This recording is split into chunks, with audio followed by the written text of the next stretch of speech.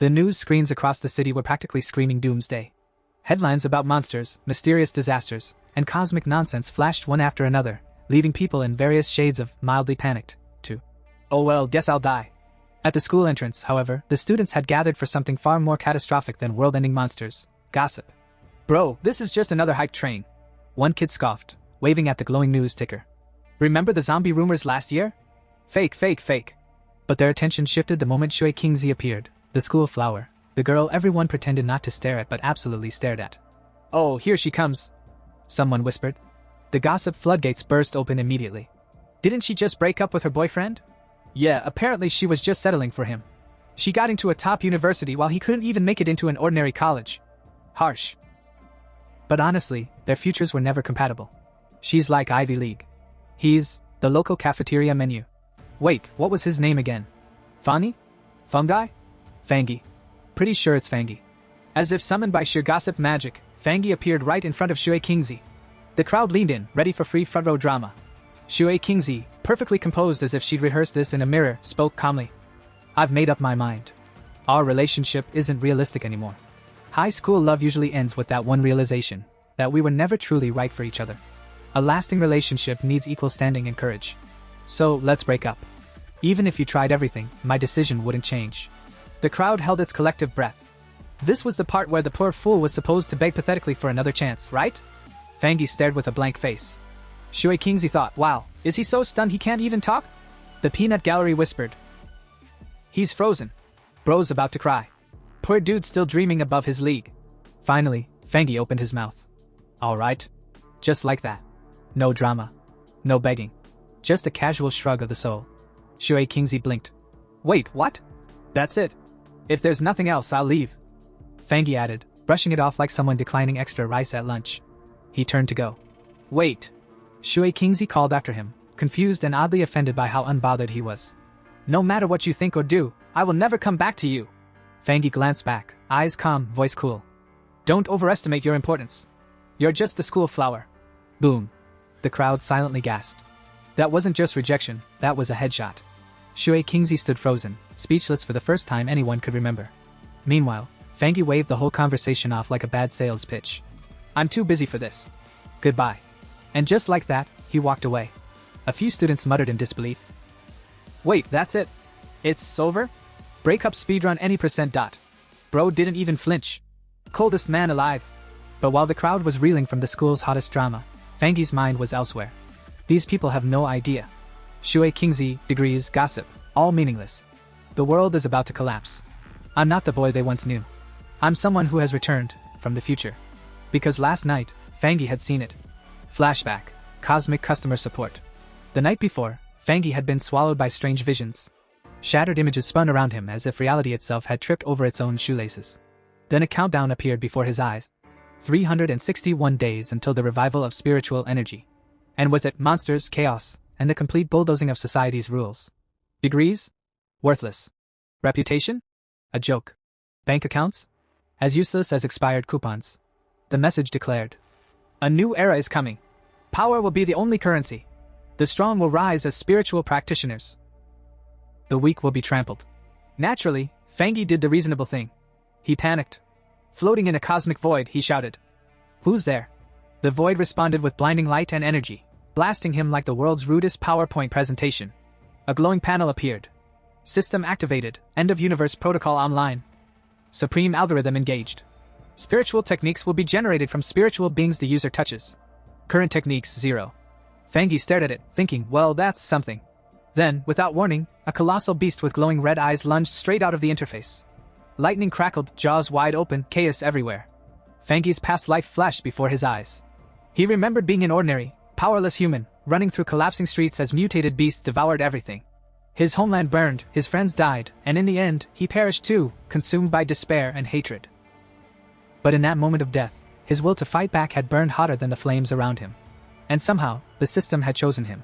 Present. Now, standing among gossiping classmates, Fangi's golden-lit eyes carried a new weight. This year, I will change everything. I will use every event, every chance, every battle. Petty love stories and high school drama? They're behind me. Ahead lies the rise of spiritual power, and the end of the world as they know it. The system's voice echoed in his mind. User bound. path initiated. Everything in the world can be used to forge techniques. Fangi smiled faintly, walking away from Shui Qingzi as if nothing had happened. After all, who cared about a breakup when the apocalypse was about to begin? Meanwhile, in the wider world, the officials of Xia went on TV with straight faces and doomsday-level seriousness. Citizens, humanity is facing an unprecedented crisis. Forget your textbooks, your degrees, your carefully memorized math formulas. They're useless now. You must adapt to the unknown. Very reassuring. Truly confidence-inspiring. Fangi, standing among a crowd of half-bored students, thought, yep. This is it. The beginning. The officials weren't even pretending to calm the public. No, everything is under control. No, trust the government. Just good luck, don't die. Nearby, someone's phone buzzed with an emergency alert. The screen flashed bizarre images, distorted landscapes, twisted animals, a big red warning. People muttered uneasily. Strange. Fangi narrowed his eyes. In the old timeline, news like this would have been instantly censored. Zia's way was usually subtle. They didn't scream. We're all gonna die. They'd issue indirect warnings like, please wear sunscreen, and also maybe build an underground bunker just in case. It was slow. It was tiring. But at least it didn't evolve into rioting and looting like the neighboring countries. For Fangi though, every strange thing had a new meaning. The system had told him anything unusual could become a source of power. So when his phone flashed a new headline, highest UV levels in a century at King Chan University, freshmen please bring sunscreen, he didn't laugh it off like everyone else. The students around him chuckled. Wow, the university paid to trend, huh? Extreme UV? Bro, my skin's already fried, nothing new. Fangi ignored them. He looked up at the sky. The clouds above didn't match the warning reports. Even stranger, his phone showed the UV index at 0. Yet King Chan University, just 15 minutes away, was supposedly cooking under lethal sunlight. He smiled. So it begins. Welcome to King Chan University, where the sun hates you. By the time Fangi arrived at the north gate, the casual sunscreen notice had turned into something biblical. The sun blazed unnaturally, scorching the ground. Students ran, shrieking as the heat became unbearable. But Fangi? Calm. Cool. Watching glowing motes of light float lazily in the burning air like fireflies from hell. He crouched and touched one. Zap zap. The light pulsed and exploded into him. Ag hey! The crowd gasped. Some shaded their eyes. Others whipped out their phones. Bro just went Super Saiyan. No dude, that's Ultra Instinct. Nah, that's gotta be DLC powers. Pay to win, I swear. Meanwhile, Fangi screamed as solar energy tore through his veins. His skin burned, his vision exploded into golden light, and for a moment, he genuinely thought he was about to die. Then, the system chimed in like a smug video game announcer. Solar attribute template activated. Congratulations. Golden sun breathing technique acquired. Light erupted from his body. His hair turned white, his eyes blazed gold, and lightning danced around him. The bystanders? Absolutely losing their minds. He looks like a god. Or a glowing rotisserie chicken, can't tell. Meanwhile, the freshmen welcome. At the university's registration area, the mood couldn't have been more different. Shui Qingzi arrived, instantly stealing the spotlight as multiple boys tripped over themselves to offer help. Need help with your luggage? Join my club, we have air conditioning. Free flyers. Take one, it's limited edition. Shui Qingzi rejected them all with a polite but firm. Thanks, but no need. She stood beside her new classmates, unimpressed. These boys are hopeless. Completely love-struck. Then the explosion of light hit. Boom!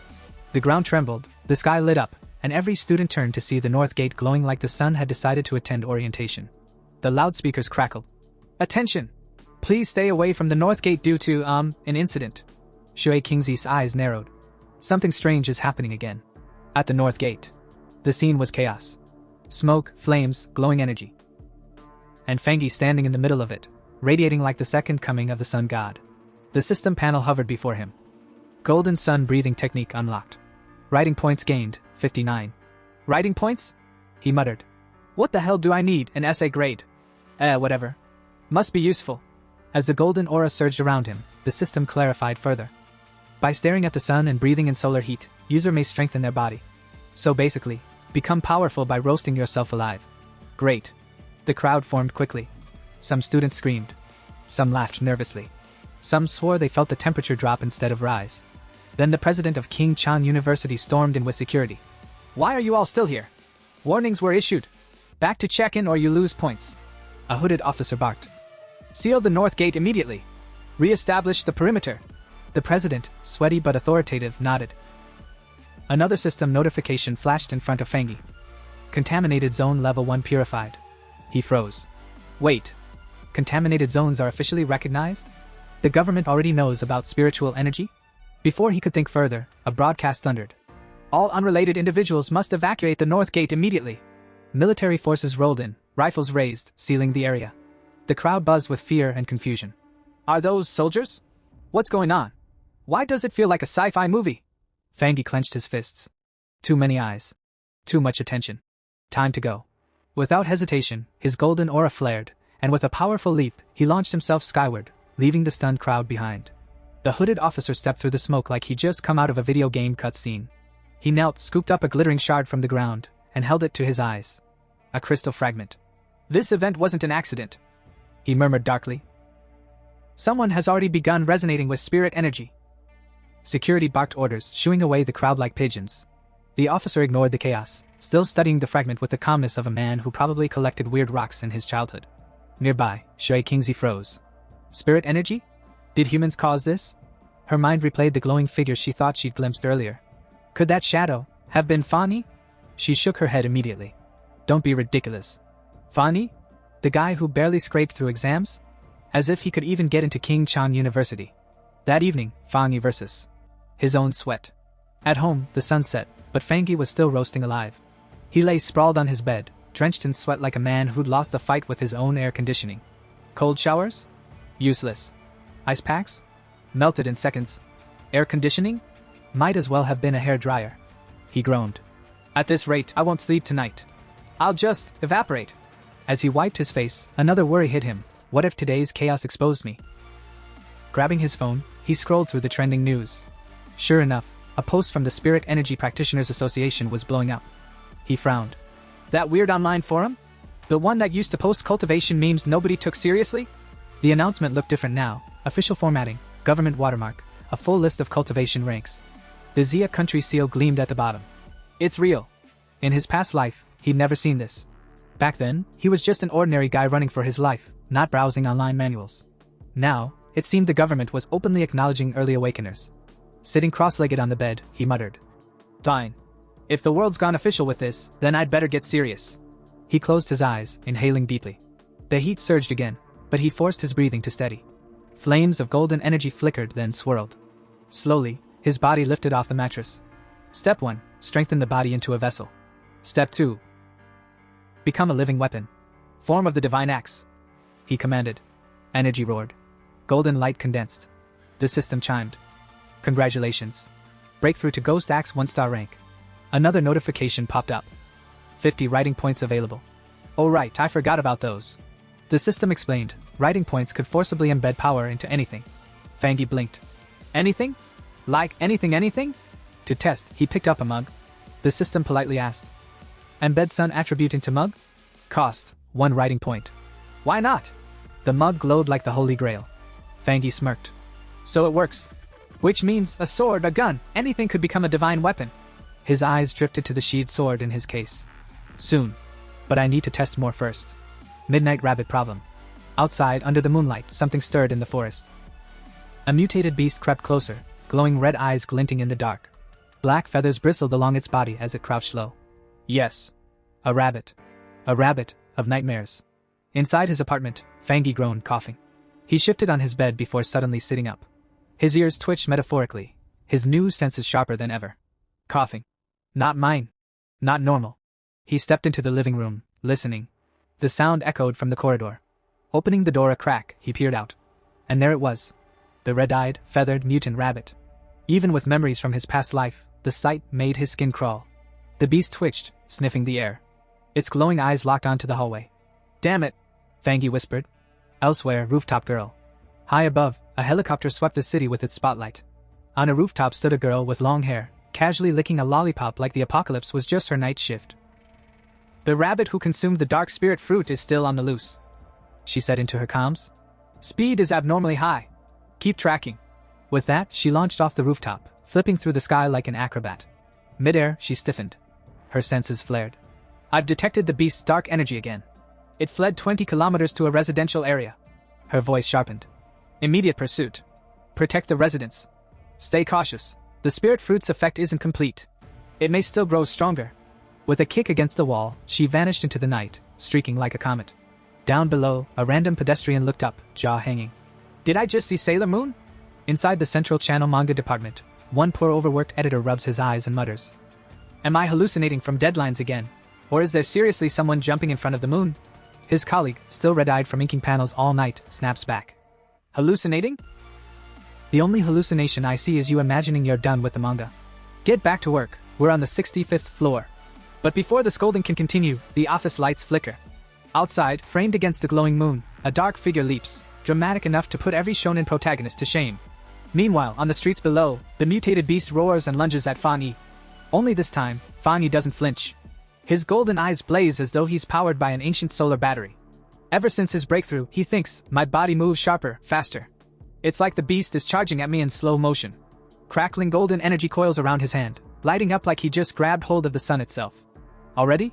Mutated beasts appearing this early? He mutters, half exasperated, half thrilled. He sidesteps the charge with ease, grabs the monster mid-swipe, and slams it into the pavement so hard the ground itself files for workers' compensation. The crowd in the distance might have expected screams of terror. Instead, the only thing heard is the crisp crack of bones and the ominous hum of energy. Golden light wreathes Fan Yi's body. His eyes narrow. The weak points the tail. He rockets upward like a golden cannonball, dragging a shockwave behind him. The earth splits beneath his feet, the beast flails midair. Too late. Fan Yi's fist glows like a miniature sun, and he unleashes a golden beam that burns across the night. The beast howls, writhes, and in a last act of desperation, tries to swallow the energy whole. Fan Yi smirks. Absorb this? You dare? That's solar-grade young energy, my friend. You're not snacking on the sun. The beast ignites from within. Boom! A blazing explosion tears the night apart. Up in his apartment, the poor manga editor nearly chokes on his instant noodles. Thunder? At midnight? He rushes to the window and blinks. Or maybe, I am hallucinating. Down below, Fan Yi lands lightly, shards of glowing energy scattering like golden fireflies around him. He dusts off his sleeves as though he hadn't just vaporized a nightmare rabbit monster. Fragments of a red eye roll to his feet. He stomps once, grinding it into the dirt with casual disdain. The beast was desperate. Reckless. Hungry. He mutters. Darkness-driven, but starving. If I hadn't awakened, I'd be dinner right now. His golden aura fades, and with it comes resolve. I need more spiritual techniques. Surviving what's ahead won't be possible with just this. Elsewhere, under the moonlight, a girl descends like a fallen star. She lands in the forest with enough force to crack branches and shake birds from their sleep. Kneeling by the charred corpse, she frowns. Torn apart already? She reaches for the remains but flinches back. Hot! Her eyes widen. This temperature. Young energy? And pure too. Exactly like the one reported at King Chang University. This is no coincidence. She presses her earpiece. HQ, the mutated rabbit is confirmed dead. But it wasn't me. Someone else did it. A pioneer. The calm line crackles. A pioneer? The one who purified King Chang University's northern gate. Yes. Not in the archives, strange. His elemental power is unusually pure. We need him. Contact immediately. Understood. She replies calmly, sealing the sample in her cloak. Her superior barks another order. Postpone everything else. Track him down. Persuade him. The association must have him. The girl pauses, unwrapping a lollipop with immaculate grace. She pops it into her mouth, chewing with all the seriousness of a top-tier spy. Got it, she says. But first, she takes a dramatic slurp. I want milk tea. Fan Yi couldn't help but wonder who this mysterious powerhouse was.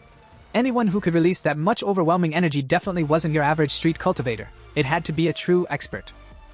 He clenched his teeth and made a silent vow. No matter what, he'd meet this person one day. Meanwhile, somewhere else entirely, Funi stretched his arms wide in front of a giant window as golden sunlight poured into the room like it had been waiting all night just to spotlight him. The whole day starts in the morning. He announced to no one in particular, admiring the dazzling glow. Then, shirt off. Boom. Muscles out. If sunlight had feelings, it would have blushed. Waking up early helps with cultivation, he said, as if revealing a life hack no one on the internet had ever heard before.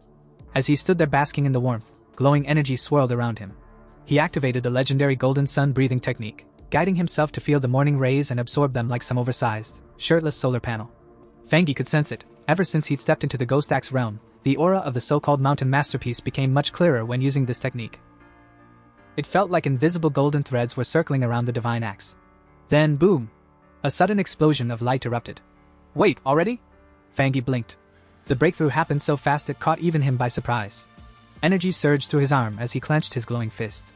Lifting the golden axe, he realized it felt lighter. Much lighter. Swinging it experimentally, he mused. Cultivation is just like chopping wood. What really matters is persistence. Swoosh. His downward chop blasted radiant energy through his body, shaking the ground. Golden flames danced around him as he marveled at how much tougher his body had become. His eyes glowed like two molten suns. Still, he reminded himself, his fast progress wasn't just talent. It was thanks to leftover residual energy from his earlier breakthrough. Surrounded by blazing golden fire, he swore to take things one step at a time. No more flashy leaps. Well, hopefully. Then his eyes landed on a package conveniently stamped. Authentic goods. He frowned. Great. My breakthroughs are so loud, even my delivery parcels are embarrassed. I need to find a quieter spot. Elsewhere, at the association office. An old man, sipping tea and pretending to retire, suddenly froze. His phone pinged, solar energy fluctuations. His brow furrowed. Again? Is it that kid Fang Yi? Back in the mountains. Beside a quiet stream, Fang Yi sat cross-legged, pulling up his glowing screen interface like he was about to order takeout. A prompt asked, use code points to implant Yong attribute into weapon? Yes. He confirmed coolly. Golden energy wrapped around him in a swirl. He recalled his last attempt. He tried coding a figurine into a weapon. The result? It worked, until it exploded from the Yong attribute's sheer power. This time, however, was different. The new blade in his hand resonated with him deeply, as if it shared the same origin. His screen confirmed. Coding successful. He grinned. Perfect. Let's test it. Swish, boom. The swing unleashed so much energy he nearly started a forest fire. Coughing in relief, he muttered. Okay, maybe a little too perfect. Enter the girl. She dashed into the scene, smoke swirling around her. Seriously? I just went out for milk tea. 1 coupon. And now this? Damn Mercury retrograde. When she spotted the destruction, her jaw dropped. Her tear-filled eyes widened as she realized. Wait, last night his aura was only 1-star ghost axe. How is it now 2-star? And a spirit weapon? For reference, spirit weapons are rare. Legendary even. The association had only 2. And yet this random guy, Milk Tea Girl's least favorite headache, had 1? She laughed nervously. It must be a mistake. Totally a mistake. Yep. Definitely my imagination. Still, muttering under her breath, she got ready to clean the mess. Again. Meanwhile, Fang Yi kept walking through the forest. He mulled things over.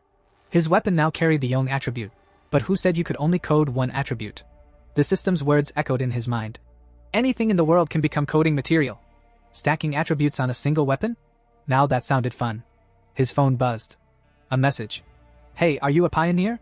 Saw your browser history. Looks like you entered the realm after a driver post. Fang Yi slapped his forehead. Right. Forgot to set privacy mode. The stranger continued. Their group had 3 members, all pioneers, looking to connect. They asked about his progress, threw in some gossip about a national team player breaking through, and even mentioned that official military recruits were still only at Ghost Axe realm. Then another ping, IDUG 72. New pollution zone just opened. Wanna team up? Safer, and we split the loot. Attached, a file named Dark River Molten Dragon. Curious, Fang Yi opened it. The data explained, tectonic shifts had twisted a river into a molten pollution zone, now carrying a Yong-type attribute. His eyes lit up. Perfect match. Without hesitation, he typed back, count me in. In the Anhwa district, a small crowd was gathered around a sealed stone entrance the size of a football stadium door. Oldly, when's your friend getting here? One of them grumbled, already regretting skipping lunch for this little expedition. Another, clutching a scroll like it was his grandmother's recipe book, proudly declared. Thanks to Zhao's detailed maps, we found this place without getting lost in 3 different valleys. Yeah. Someone else chimed in. But remember, once we're inside, watch each other's backs. I'm not carrying anyone home if they get their arms bitten off. Meanwhile, Jang Koya, official staff member of the Ministry of Culture's Spiritual Energy Cultivation Association, yes, it's a mouthful, stood yawning with the look of a government worker who'd been promised a cushy desk job but somehow got roped into caving expeditions. Ugh, no promising pioneers this time either. If this drags on, I'll be working overtime again. She muttered, already fantasizing about slapping in. Out of office. Notice on the cave wall.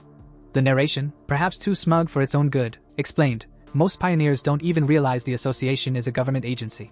Becoming a member isn't just hard, it's practically a miracle unless you're rich, connected, or the examiner's nephew. Just as Jang Koya was calculating how many instant noodles she could buy with overtime pay, someone gasped. Wait, is that Fang Yi? Sure enough, Fang Yi strolled up like he was arriving fashionably late to a dinner party. His aura radiated strength, yet it felt oddly warm. Not oppressive, not scary, more like standing near a campfire instead of being roasted alive. "It's nice to meet you all," Fang Yi said with a polite bow, as if he hadn't just made everyone else feel like peasants in the presence of royalty. Koya squinted. Ghost Axe Realm, 2 stars. But how does he feel like sunshine instead of a guillotine? She filed that question away for later. "Alright." Someone clapped their hands. "Since everyone's here, time to move out." Inside the cave, Fang Yi immediately took the lead. "Koya, handle the light." "Of course," she replied, conjuring a glowing orb. The group crept forward, nerves tight as bowstrings. "Careful, loose rocks here," one warned. "Huh, not as hot as I expected," another muttered. "Not yet," Fang Yi said calmly. "We're not at the core. Stay alert. If you're tired, speak up. Safety first." Privately, Fang Yi reflected on how warmly they'd welcomed him, despite him being the last to arrive. Either they're genuinely kind, or just desperate not to die alone. Either way, I'll take it. At last, the team stumbled upon a cavern that looked like the Earth's furnace itself, molten lava bubbling and glowing. "Holy, this is actually lava!" Someone gasped, eyes wide as saucers. Before anyone could stop him, Fang Yi casually walked straight toward the lava pit. "Hey! Don't be reckless!" Jang Koya shouted, nearly dropping her light orb. Too late. Fang Yi plunged his tang blade into the lava like he was dipping bread into hot soup. The group screamed in horror. "Is he insane? Pull him back!" The lava roared in response, flames bursting like fireworks. Yet Fang Yi stood untouched, calm as ever, while his system dinged in his mind. World anomaly detected, inner flame. Analyzing. Conclusion, extremely high temperature, explosive properties. Also, don't try this at home. The system then began reciting technique descriptions like a shopping channel. Crimson Flame Blade Technique. Each swing unleashes blazing flames and lightning. Only 99 spirit points, but wait, there's more. Fang Yi, without hesitation, embedded the inner flame into his weapon. Fire danced around the blade, turning it into a molten masterpiece. He rose safely from the pit, while the others stared like villagers witnessing magic for the first time. "His weapon's absorbing the energy. He's fine? Not even a scratch." Fang Yi stood confidently, blade blazing. "This perfectly complements my tang blade," he murmured, as though narrating his own hero's journey. Inspired, one teammate declared, "I'm gonna absorb energy too." "Me too," another shouted. "With a little training, I'll finally step onto the cultivation path." Jang Koya softened, smiling at their enthusiasm. "Don't worry, I'll keep watch. Just focus on training." "Thank you," they all chorused, bowing like school kids. But her smile faded when her sharp eyes caught movement at the cave entrance. "Trouble incoming," she warned. A group of aggressive newcomers swaggered in. Their red-haired leader sneered. Well, look at the small fries. This is our turf now. Get lost before I roast you." Jang Koya glanced back at her teammates, still sitting cross-legged in cultivation bliss, completely oblivious. She quickly sized up the newcomers, 3 Ghost Axe 1 stars. Too strong to risk fighting head-on. She forced a polite smile. "We found the spot first. My friends have already started absorbing energy. If you're willing to cultivate peacefully, we can share." The red-haired brute laughed in her face. "Share? With you weaklings? Don't make me laugh. Move or bleed." Her hand tightened around her staff as she reminded herself of the brutal law of this new era. Survival of the fittest. The weak get trampled. But as a representative of the Xia Countries Association, she clenched her jaw. Like it or not, I can't let this slide. Just when the situation looked grim, Fang Yi stepped forward with the kind of confidence that could only come from either a lifetime of training or binge-watching too many martial arts dramas. Standing tall, he pointed his sword at the red-haired thug and accused. "So this is all you can do? Bully a girl?" The man blinked like someone who had just been accused of stealing snacks in public. "What?" he shouted, utterly scandalized. Before the poor guy could recover from his dramatic "What?" Fang Yi unsheathed his flaming blade. With a single swing, he released a fiery shockwave so powerful it yeeted half the enemy squad back like paper dolls. Dust swirled, rocks trembled, and somewhere, a background narrator probably whispered, "Wha?" The red-haired leader's jaw dropped. "Fall back! Fall back!" he screamed, but it was already too late. Fang Yi's flaming slash detonated like a firework festival gone rogue, tossing enemies into the air like discount fireworks. One of Fang Yi's teammates, still recovering from the energy shockwave, muttered, What the hell just happened?" Cool as ever, Fang Yi reflected. This world fell to ruin because cultivators worship strength alone, the strong preying on the weak. And honestly, you can't lecture these types into being good people. You just have to remind them with a flaming sword.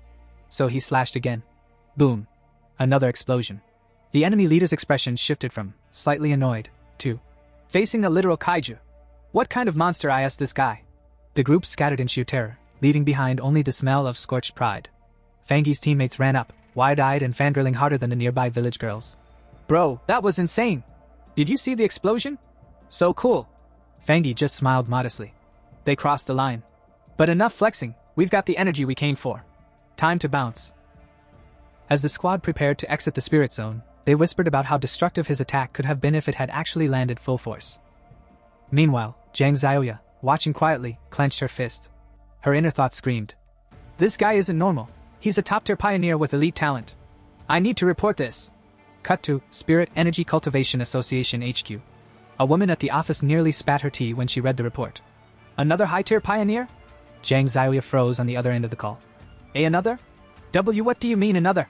She stammered nervously, while secretly pressing save file on her recording. Smooth. She later gushed to her teacher. 2 high-tier pioneers in 1 week. Isn't that wild? The old man groaned like someone who just got homework dumped on him at age 50. Luck? Please. Anyone with a high-tier attribute is about to become a big deal. And honestly, I'm too old for this nonsense. Somebody fire me already. Meanwhile, Fangi strolled into town wearing a hoodie and carrying his sword like it was no big deal. Girls passing by whispered, OMG, he looks like a main character. Cue Fangi's inner monologue. I'm not cool. I'm just cosplaying. Then came the breaking news alert on his phone. Glowing skies in the east, purple aura, even a dragon sighting. Cultivation cliches leaking into reality. Fangi sighed. So my inner flame is stronger than I thought. Guess it's time for more golden sun breathing. 5 minutes later, at the back mountain, Su Mantang, aka by King, aka the one who clearly skipped leg day for sprint training, sensed the energy surge and panicked.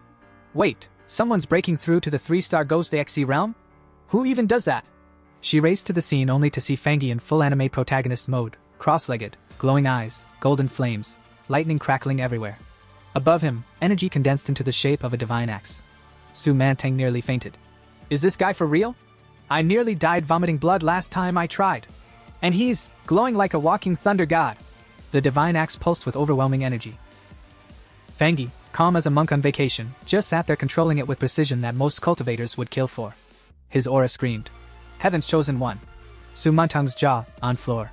Her inner monologue. He's not just a genius, he's a monster. A really handsome monster, but still a monster. Suddenly, boom. Fangi rose into the air, golden lightning erupting everywhere, breaking through to the 2nd star of the Ghost Axe realm. Su Mantang braced herself in the storm, hair whipping like a shampoo commercial gone wrong. 30 seconds and I already can't get close. This guy's ridiculous. She spotted the axe stopping by a giant glowing tree, realizing it hadn't fully awakened yet. But before she could collect herself, Fangi reappeared behind her like a ninja. Calmly, he said, keep my identity a secret for now. Su Mantang blinked, then fumbled for her badge like it was an Uno reverse card. I'm Su Mantang, official Spirit Energy Association scout. Look, ID proof. Fangi raised a brow. Su Mantang, wait, that name sounds familiar. Flashback to his past life. Oh right. Didn't she fail her mission and humanity got wiped out? Yeah, that was awkward. Out loud, he just nodded politely. Su Mantang beamed. See? You can trust me. Fangi. Sure. I'll think about it. Then vanished like Batman after a mic drop. Su Mantang groaned. Why do I always miss my chance? And now I've got to write another report. Kill me now. Just then, her earpiece buzzed. Alert. An abnormal has reappeared. Her blood froze. It's active again? No way. I'll never forget what that monster pack did last time. She clenched her fists. Fine. If Fangi's a monster born of thunder, then I'll need him for what's coming next. Dark red creatures with twisted forms crawled through the ruins of the city like cockroaches after a power outage. They hunted, bit, and killed for no reason other than being horrible neighbors. Some attacked at random like drunk hooligans, while others moved with strategies so complex it made humans wonder if these monsters had taken online strategy courses. The Spirit Energy Association, in their infinite wisdom, had officially labeled them abnormal beings, which was really just a fancy way of saying, we have no clue what these things are, but they bite, so kill them. The danger was clear. If these creatures weren't eliminated early, they absorbed aura like free Wi-Fi and evolved into even nastier versions of themselves. Left unchecked, they became walking natural disasters, bigger, meaner, and twice as difficult to deal with. Cue the scene. Lightning flashed across the rain-soaked city, slicing through the storm clouds like a dramatic stage spotlight. Rain poured down in sheets, drenching the streets until they looked like reflective rivers of neon and despair. Emergency warnings blared across giant electronic screens, flashing messages like, Warning, warning. This zone has entered. You really shouldn't be here. State. Civilians, please evacuate immediately. Warning. Passers-by muttered, shaking their heads. These anomalies are getting too frequent. One complained. Another sighed. At this rate, the monsters are going to start asking us to pay rent. Amid this chaos, Fang Yi, hood pulled over his drenched hair, stepped into a puddle with the confidence of a man who clearly didn't care about wet socks. He tilted his head up at the sky, narrowing his eyes at the pressure rolling in the atmosphere. Lightning wasn't just striking, it was flexing. The center of the storm is still moving, he muttered, as if scolding a misbehaving dog. With that, Fang Yi darted up a flight of slick stone stairs, his boots splashing as he sprinted. He stopped briefly to glare at a mountain in the distance, now being struck repeatedly by purple lightning. The signal is coming from there, he whispered. And then, without hesitation, because hesitation was for the weak, he leapt forward into the storm. Meanwhile, at the Spirit Energy Association emergency meeting, a giant holographic screen flickered to life, showing Yu Huang Peak getting fried like a French fry in a fryer. The spiritual energy levels are rising, reported one nervous staffer. Danger level increasing rapidly. A man in a suit adjusted his glasses gravely. This is serious. Translation. We're all screwed, but I'll pretend I'm calm about it. Another official added. Even Ghost Axe Tier 3 elites would have a 100% fatality rate in that zone. Everyone gasped. Papers shuffled. Coffee was spilled. Bai King, the unfortunate soul tasked with explaining the mess, bowed slightly. In 1 hour, the zone will need a new emergency classification. And, no one in our entire district has the ability to approach it safely. Lock it down, barked one officer. Seal it completely, shouted another. And so, with the speed only bureaucrats could muster, they declared the mountain off limits. Back at the mountain itself, the storm raged, lightning tearing into the earth. And who else but Fang Yi appeared, cloak whipping dramatically, muttering to himself like a lunatic in the rain. I will reclaim my memory, he whispered, as though the storm itself was listening. But Fang Yi knew the truth. If he wanted to absorb this level of spiritual energy, he had to go deeper into the mountain's core. The problem? Even ordinary monsters had been beefed up by this lightning buffet, and the danger level was rising fast, complete with space-time distortions. Basically, it was a buy one doom, get another free situation. Still, Fang Yi wasn't the type to run. He had mastered the golden sun breathing technique and the flame blade, but he also knew his body wasn't exactly built for unlimited overclocking. Too much strain, and he might snap like a cheap USB cable. So, naturally, he grinned and pushed forward anyway. Only by pushing my limits can I survive, he muttered, tightening his grip on his blade. If I miss this chance, I might as well wait for death under the heavens. And then lightning said, bet. A massive bolt of blue-white thunder came crashing down, lighting up the entire peak. Fang Yi braced, screaming through the pain as sparks and fire coiled around him. His clothes tore, blood streaked his lips, but he refused to fall. The system chimed in cheerily. High voltage notification, massive lightning energy detected. High voltage system recording progress. Fang Yi roared, flames bursting from his body as he leapt upward, clashing directly with the storm. His fire and the lightning tangled like rival lovers in a messy breakup. People in the city stared at the colossal explosion of light from their towers. Someone whispered, "Is that a human?" The system pinged again. White heavy checkmark achievement unlocked. Divine thunder tempering. Sparkle's heavenly thunder-drawn body refined into divinity. Award, plus 50 system points. When the storm cleared, Fang Yi floated above the mountain, glowing like an avenging deity. His aura warped the very weather around him. Lightning, he declared, voice echoing, is both my fangs and my shield. The system wasn't done. Skull new ability available, pure judgment lightning. Effect, plus 300% damage to evil beings. Cost, system points. Purchase? Fang Yi tilted his head, eyeing his sword. He could embed the lightning into it, but if he did, the blade might snap under the weight of such absurd power. He smirked instead, flexing his hand. Put it in my right hand, he commanded. High voltage confirming command. High voltage embedding lightning attribute. Sparks gathered, thunder roared, and lightning coiled into Fang Yi's palm. His grin widened. Perfect, he whispered. And so, standing in the middle of heaven's wrath, he absorbed the storm itself, smiling like a madman who had just stolen candy from the gods. At dawn the next day, the storm-ravaged Yong Peak looked like a battlefield straight out of a bad apocalypse movie. Lightning scars across the mountainside, trees fried to charcoal sticks, and military personnel squinting into the mist like they expected the mountain to cough up an apology. Report, barked Major Hanli, who had the personality of an iron rod and the haircut to match. Sir, one officer snapped to attention. Someone entered the mountain before us. Hanli's brows twitched. A pioneer? Yes, sir. From behind, Bai King, who usually looked like she could stare down a thundercloud into apologizing, suddenly rushed forward, voice trembling. Did he survive? No one answered. The silence was dramatic enough for the background wind to kick in, fluttering her uniform like she was posing for a propaganda poster. Finally, she knelt to the ground and muttered. I can't sense his attributes, or how long he's been gone. Yesterday's lightning storm scrambled everything. The officer cleared his throat and tried to sound less like he was reading off Google Translate. Well, it happened around 6 or 7 a.m. He slipped in just before we got here. Honestly, the timing was so tight, he might have dodged us before the sensors even updated. Hanli looked over the charred peak, unimpressed. The reading said pollution should have spiked to rank X, but instead, the density plummeted. Suspicious. Suspicious? Bai King frowned. Yes. Suspicious. The officer leaned in dramatically. The intruder may have lightning powers. Which means he didn't just survive, he feasted on that storm. Used it like a 5-star buffet. Too precise to be coincidence. Whoever he is, he's dangerous. Bai King folded her arms. Friend or foe? Hanli's lips tightened.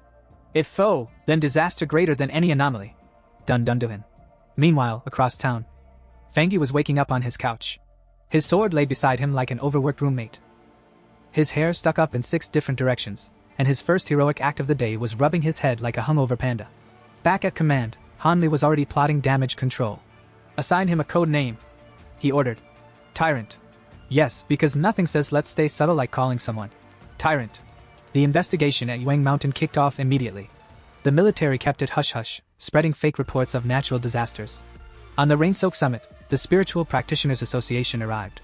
Their leader, who looked like he practiced stern frowning in the mirror every morning, told Hanli. We've already dispatched a top pioneer to make contact. Then he turned dramatically to Su Qing. Brief him. Su Qing's heart skipped a beat. Me? Brief him?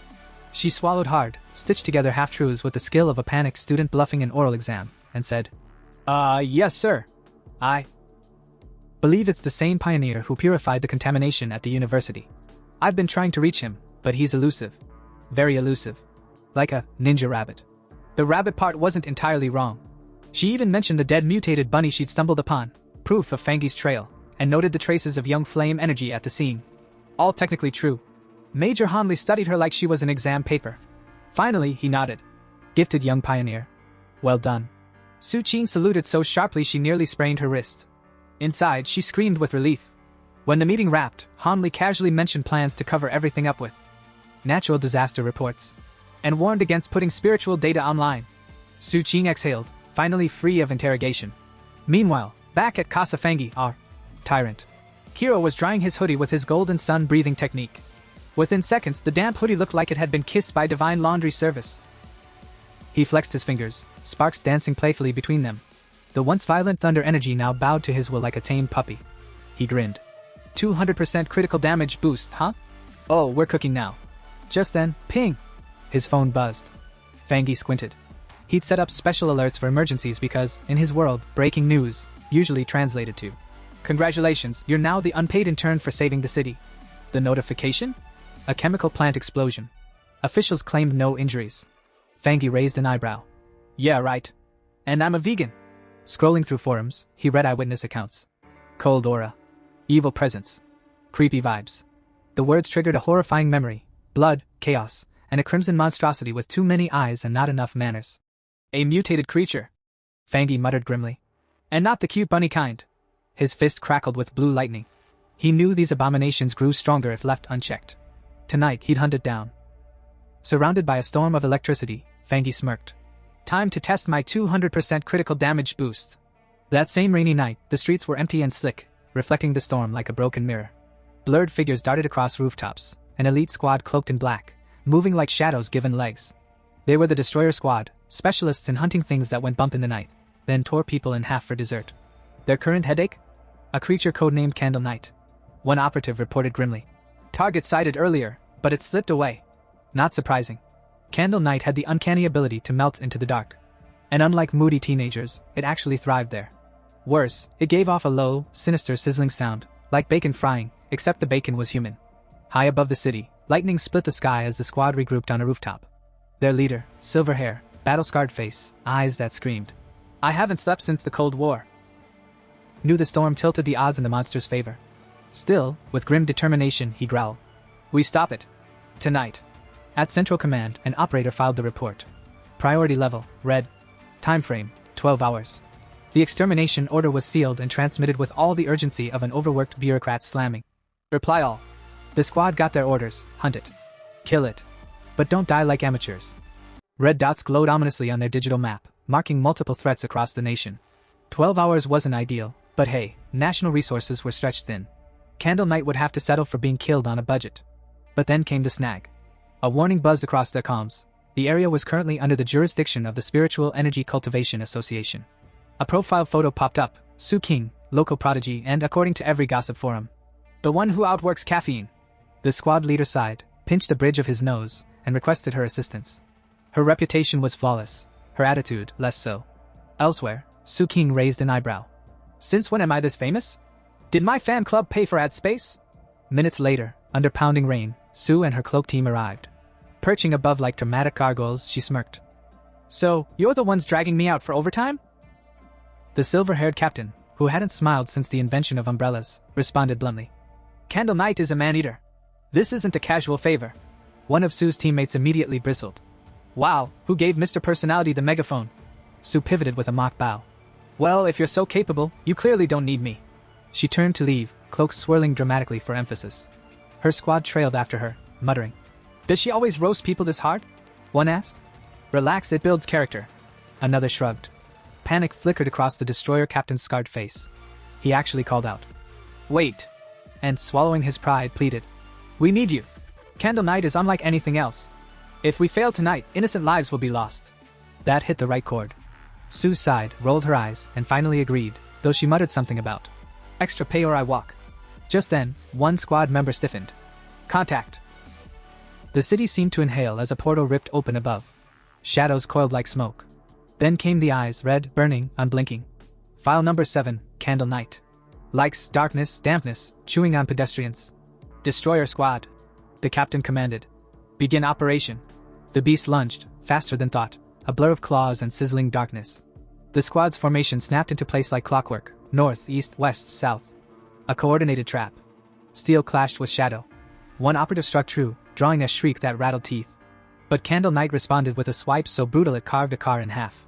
Red eyes blazing, it spun into a vortex of dark energy, screaming in fury. Dodge! Soundwave incoming! Su barked. Too late. The spiraling shockwave erupted, flinging fighters across rooftops like soggy ragdolls. Masonry cracked, sparks burst, and one soldier groaned. I think it dislocated my dignity. Their captain, bleeding from the arm, staggered upright. If I hadn't dodged, my bones would be dust. He spat blood and added. If it remains in the city, catastrophe is inevitable. Candle Knight howled, body glowing a sickly green. Dark energy pulsed outward, corroding the rooftop as though the world itself was melting. With startling speed, it began digging into the ground, carving a tunnel with acid breath. It's trying to burrow! A squad member shouted. Everything it touches corrodes instantly.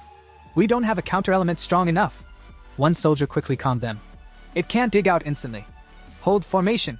We're intel support, not a marching band. Stay sharp. Then BM.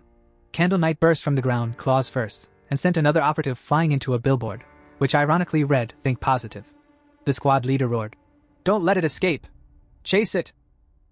They followed the glowing green energy trail through the storm until they reached another rooftop. A spike in spiritual energy nearly blinded their scanners. One member raised a hand. Careful. We wait outside. The target's inside, and it's not alone. Inside the abandoned factory, the squad's lead scout was hunched over, fiddling with a gadget strapped to her wrist, a sleek little thing blinking faintly like it was half asleep. Is that the association's new auxiliary tool? The squad leader asked, raising a brow. She puffed her chest a little. Yep. This beauty can track anomaly levels. The average squad can handle up to 50. She paused, then added in a smug tone. The one we were chasing earlier? Barely 48. Child's play. The device suddenly screamed to life, its readings spiking violently. 80. 85. Climbing. Everyone stared. She blinked. Okay. Not child's play. Before anyone could process, a shadow uncoiled above them. A massive serpent draped across the steel beams like it owned the place. And if that wasn't bad enough, a loud crash thundered from behind. Great. Someone muttered. 2 for 1 special. Bai King clenched her jaw. We've been tricked. Candle Knight lured us here, and now the serpents joined the party. The leader barked an order. We're retreating. Straight to the door. If it wants to stop us, it'll have to show itself. Together, they blasted the rusted factory doors with spiritual firepower, forcing them open. They bolted. Almost made it. Almost. Something lashed out of the mist and slammed biking to the ground. Poison gas hissed through the air, seeping into her lungs. Her limbs weakened, her senses dulled. She gasped, clawing at her communicator. Guys! Silence. Only the eerie echo of the factory. Alone, choking in the haze, she pieced it together. Candle Knight is the bait. The serpent's the butcher. One lures, one harvests. The serpent's monstrous face emerged from the toxic fog.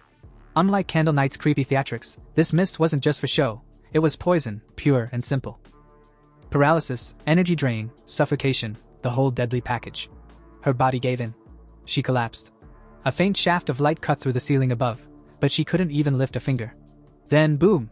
A figure crashed down from above, landing with enough force to crack the concrete. Fangi. Calm, confident, and looking like someone who just jumped into a fight he'd been waiting for all day. The serpent lunged at him with jaws wide, but Fangi dodged effortlessly. And just as he steadied himself, wham! Candle Knight dove from above. Two anomalies, coordinated like hunting partners. Fangi growled but smirked. So that's the game. One lures, the other devours. Cute. Candle Knight, you bite a little too much. You must really enjoy it. Thunder crackled around him, his sword igniting with blazing lightning. With a sweeping strike, he scorched the serpent's body, flames tearing into its scales. The serpent reeled, screeching in agony, but its wounds closed almost instantly.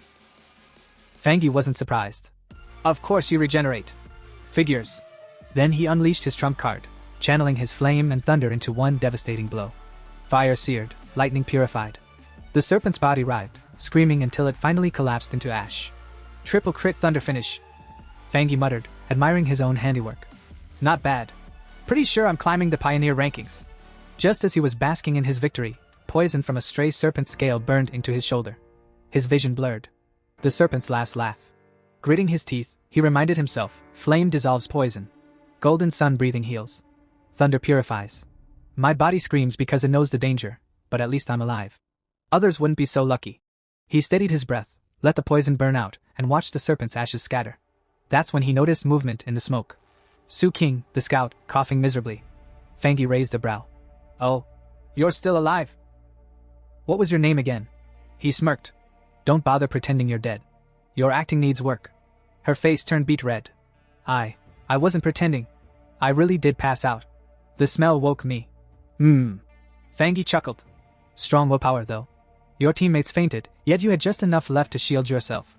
If you were out cold, you wouldn't have smelled blood or burnt flesh. Su King blinked stunned, then muttered a thanks. Inside, she thought, so he noticed I saved a sliver of energy. Just how strong is this guy? He waved it off. Doesn't matter. Promise you won't reveal my identity, and we're good. For a moment, he almost seemed friendly. Then he glanced at the gaping roof and sighed. I'm late. You're safe now. I'll leave the cleanup to you. Before she could protest, he leapt up through the hole. No need for more talking. Talking just complicates things. As he disappeared into the night, Su King whispered to herself. Enemies really do meet on narrow paths. Meanwhile, Fangi smirked privately. Good thing she didn't see me trying to absorb that dark energy earlier. That stuff's disgusting. Cold, slimy, and the system didn't even respond. Forget it. I'll analyze later at home. Meanwhile, back inside the factory, chaos looked more like a nap party. Su King stomped over, slapped her teammates awake, and barked. Everyone up! It's all over now! Her poor teammates scrambled like chickens in a thunderstorm. The senior member of the squad blinked awake, rubbed his eyes, and yelled. We were ambushed! But the words died in his throat when he spotted the giant serpent's corpse roasting like a barbecue pit right in front of him. The others, now fully awake, gawked at the sight of the burning python. The senior's jaw practically hit the floor. Wait a second. Where did that overwhelming young attribute come from? Su King, who had been patiently waiting for her dramatic line, stepped forward calmly. As you can see, gentlemen, someone came to help us. Pioneers.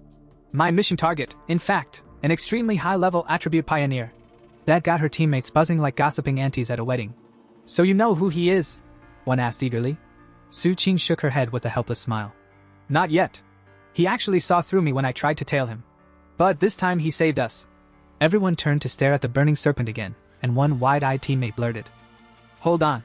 You mean to tell me this guy soloed both Candle Knight and the Python? Alone? What is he, a monster? The senior marched forward, puffing his chest out like he knew what he was doing, and began inspecting the charred battlefield. While trying to look cool, he stepped on one of the serpent's fallen scales. Bad idea. Bzzzztt. A crackling surge of violet electricity zapped the floor, and the poor guy nearly jumped out of his boots. Holy! Violet energy? He yelped. He spun to Su Qing like she owed him answers. Captain, didn't you say it was a Yong attribute? This is way too intense. Su Qing crouched down beside the remains, her expression serious. Candle Knight's thunder attribute. Very pure. Very strong. Definitely high tier. The senior frowned, muttering like a man whose worldview just got shaken. Wait a minute. Could it be 2 high-level pioneers showed up here? One killed the Python, one killed Candle Knight, and they left together? But Su Qing didn't move. She just stood there staring at the scorched battlefield, her fists slowly clenching. Her inner monologue screamed louder than her voice. No. Only one person came. Nobody would believe it, but one guy carried 2 high-tier attributes. Yang Flame Walker, Thunder Tyrant. What kind of freak is this? Time skip, fast forward a little. Outside the factory, several association vehicles rolled up like nosy neighbors who finally decided to check in. Su Qing sighed in relief. Good thing I stationed guards outside, or else they'd have sent a mop-up crew for our corpses. Inside, her teammates clung to her like overly emotional drama heroines. Boss, you're alive! I thought I'd lost you forever, sobbed one. If you had died, what would I do without you? Cried another. Su Qing stared blankly. What nonsense are you people spouting? Before she could shake them off, the association's reconnaissance team marched in with scanners and crystal devices, moving around like CSI investigators. Their job? Reconstruct the fight and make everyone else feel inadequate. One scanner stopped, checked his readings, and announced to the room. Captains, based on combat habits and kill patterns, there's a 99% chance one person killed both anomalies. The senior went stiff. So it really was one person. A dual high-tier attribute pioneer. Another teammate muttered.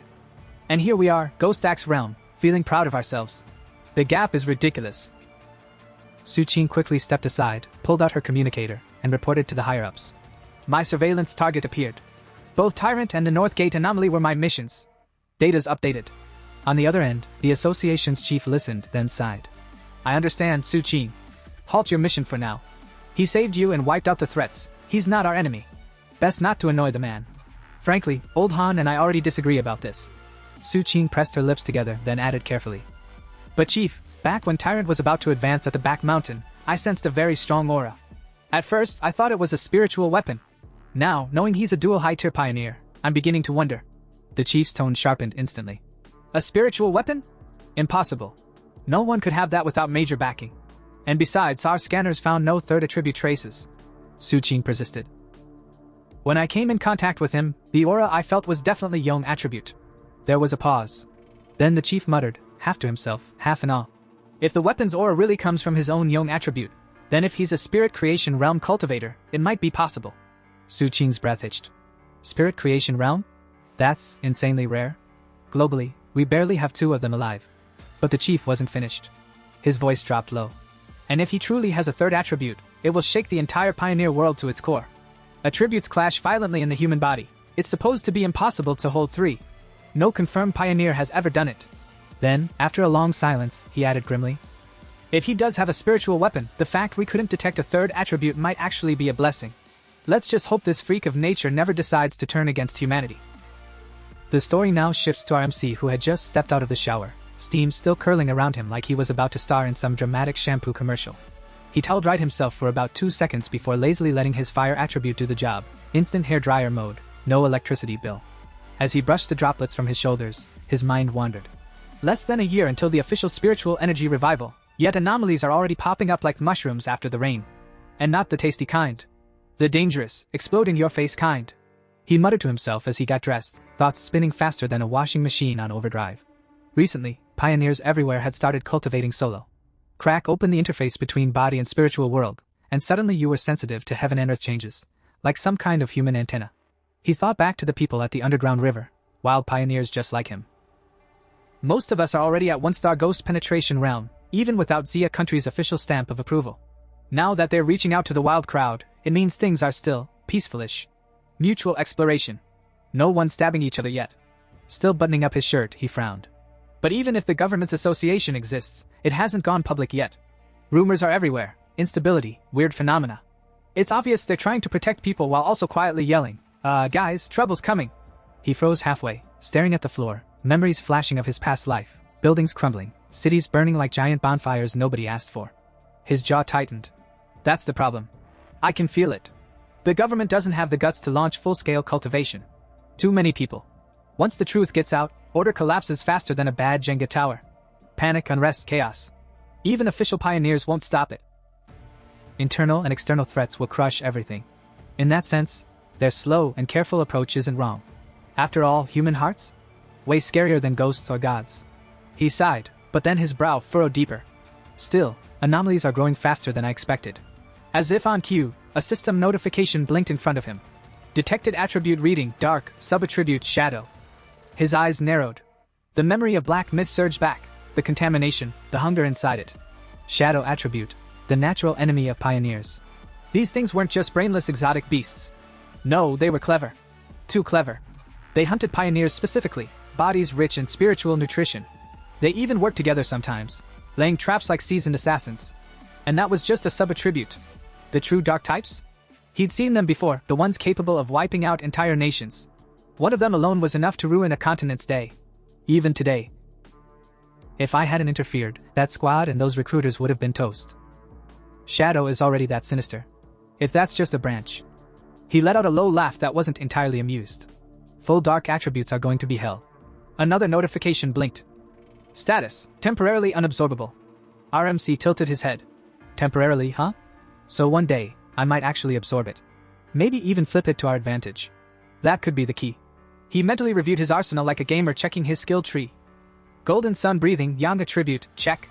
Divine Thunder tempering, Thunder attribute, check. Crimson Flame blade technique, Yang subattribute, Inner Flame, check. Not just high-tier attributes, but perfectly matched techniques. At his current realm, 3-star Ghost Axe, and yeah, there weren't many pioneers out there who could seriously challenge him. He exhaled. But it's still not enough. Dramatic moment. Heavy thoughts. Then his phone rang. The ringtone? Not epic or ominous. Just the standard ding-ding tone that ruined the whole mood.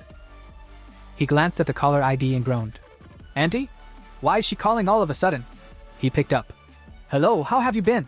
Auntie's cheerful voice flowed through the line. Listen, your cousin is coming to study near your place. I don't feel comfortable letting her stay in a hotel.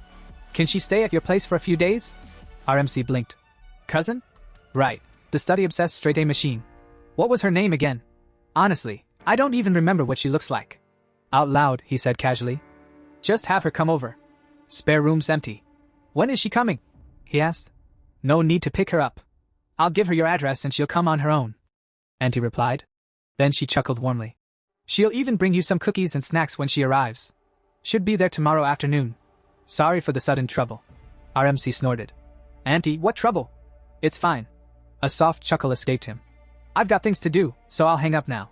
Call ended. Silence fell again, his heavy thoughts still simmering under the mundane request. The universe was tossing anomalies at him one moment and family sleepovers the next. Truly, the balance of life. Meanwhile, at the aunt's house, a girl sat glued to her computer screen, eyes sparkling as she scrolled through one questionable article after another. Harnessing spiritual energy in just 10 steps. Beast challenges in public parks. Totally legal, not really. Death Town, top 5 places to definitely not visit. She was in deep. Like PhD level deep. Right then, her mom, the MC's aunt, pushed open the door. Did you finish packing? She asked, arms crossed in classic mom stance. The girl sighed dramatically. Yeah, everything's packed. But I really don't want to stay with cousin brother. The hotel was fine for me. No. Her mom's tone had the finality of a Supreme Court verdict. It's much safer staying with your cousin than being alone in a hotel. I trust him more than any random staff member. And don't cause trouble there. Help around the house, understood? Ugh, fine. I get it. The girl shoved her mom playfully out the door, shutting it before another lecture could load. Leaning against it, she muttered. One hurdle at a time. Whatever cousin's like, he can't be harder to handle than an anomaly. The next day, phone in hand, she followed the GPS voice like it was divine guidance. You've arrived at your destination. The robotic map announced. She looked up. In front of her stood a big, hotel-style building. This should be the place. She muttered more to herself than the building. Just then, the door opened. Out stepped our hero. The girl straightened and said, Hello? So your name is Linny? He said, pretending recognition. In his mind, I totally couldn't recognize her at all. He led her inside, playing the polite host. So, you came here for the summer camp? Yes. She replied with just enough sincerity to sell it. If you need anything, just call me. Thank you, cousin. He handed her a spare key. Your room's down the hall. I'll be in mine. Linny accepted it with a little bow. Sorry for the trouble these few days. No trouble. He waved it off. But as he walked away, he couldn't shake the feeling. Wait a sec.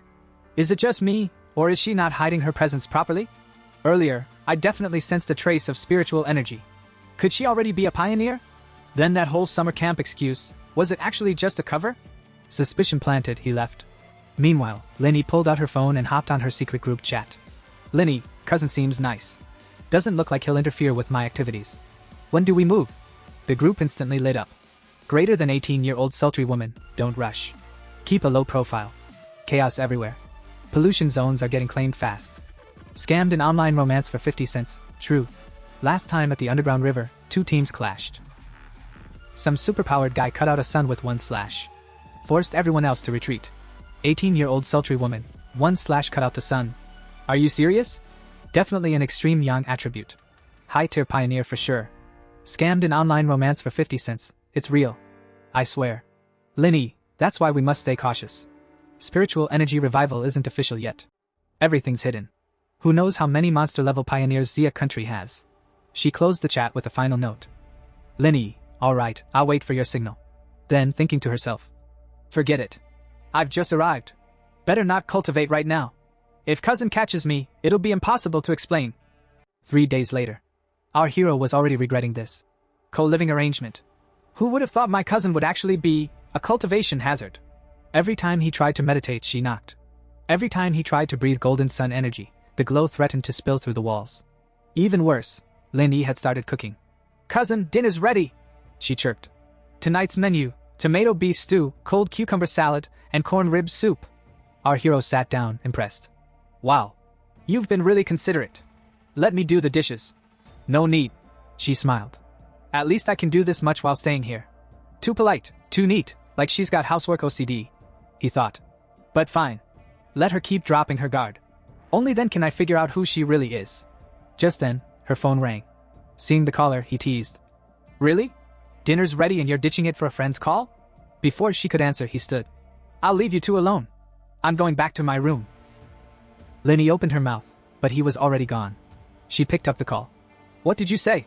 Another major world shift tomorrow? She repeated, voice serious. After a pause. Okay. I'll be there by 3. Let's meet at the entrance of Donghua town. Outside the window, our hero crouched, eavesdropping like a pro. Donghua town? That trendy suburb spot? Just an hour away. Perfect. Inside, Lenny began cultivating. Golden energy flared faintly around her.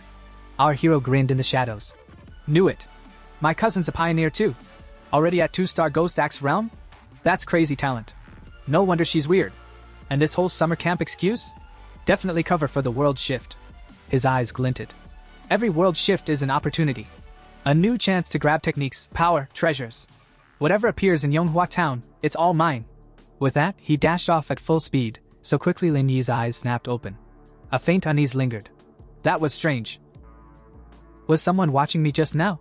The scene shifts to Donghua town, where we find Lenny. Beside her stands a girl with the most tragic username in the entire group chat. Scammed in online romance for 50 cents. She wastes no time, leaning toward Lenny with a teasing grin. So, you've been crashing at your cousin's place these past few days, right? Tell me honestly, hot or not? Lenny, thinking of our mysterious protagonist, replies with all the seriousness of a witness giving testimony. Honestly, he's a good guy. Looks wise. Well, he's nothing extraordinary. Definitely not the kind of impressive man you'd swoon over. More like a pretty boy. Hearing this, scammed in online romance for 50 cents looks crushed. Well, that's a letdown. She mutters, as if she just discovered her favorite K-drama star was secretly bald. Before Lenny can say more, another group member strides over.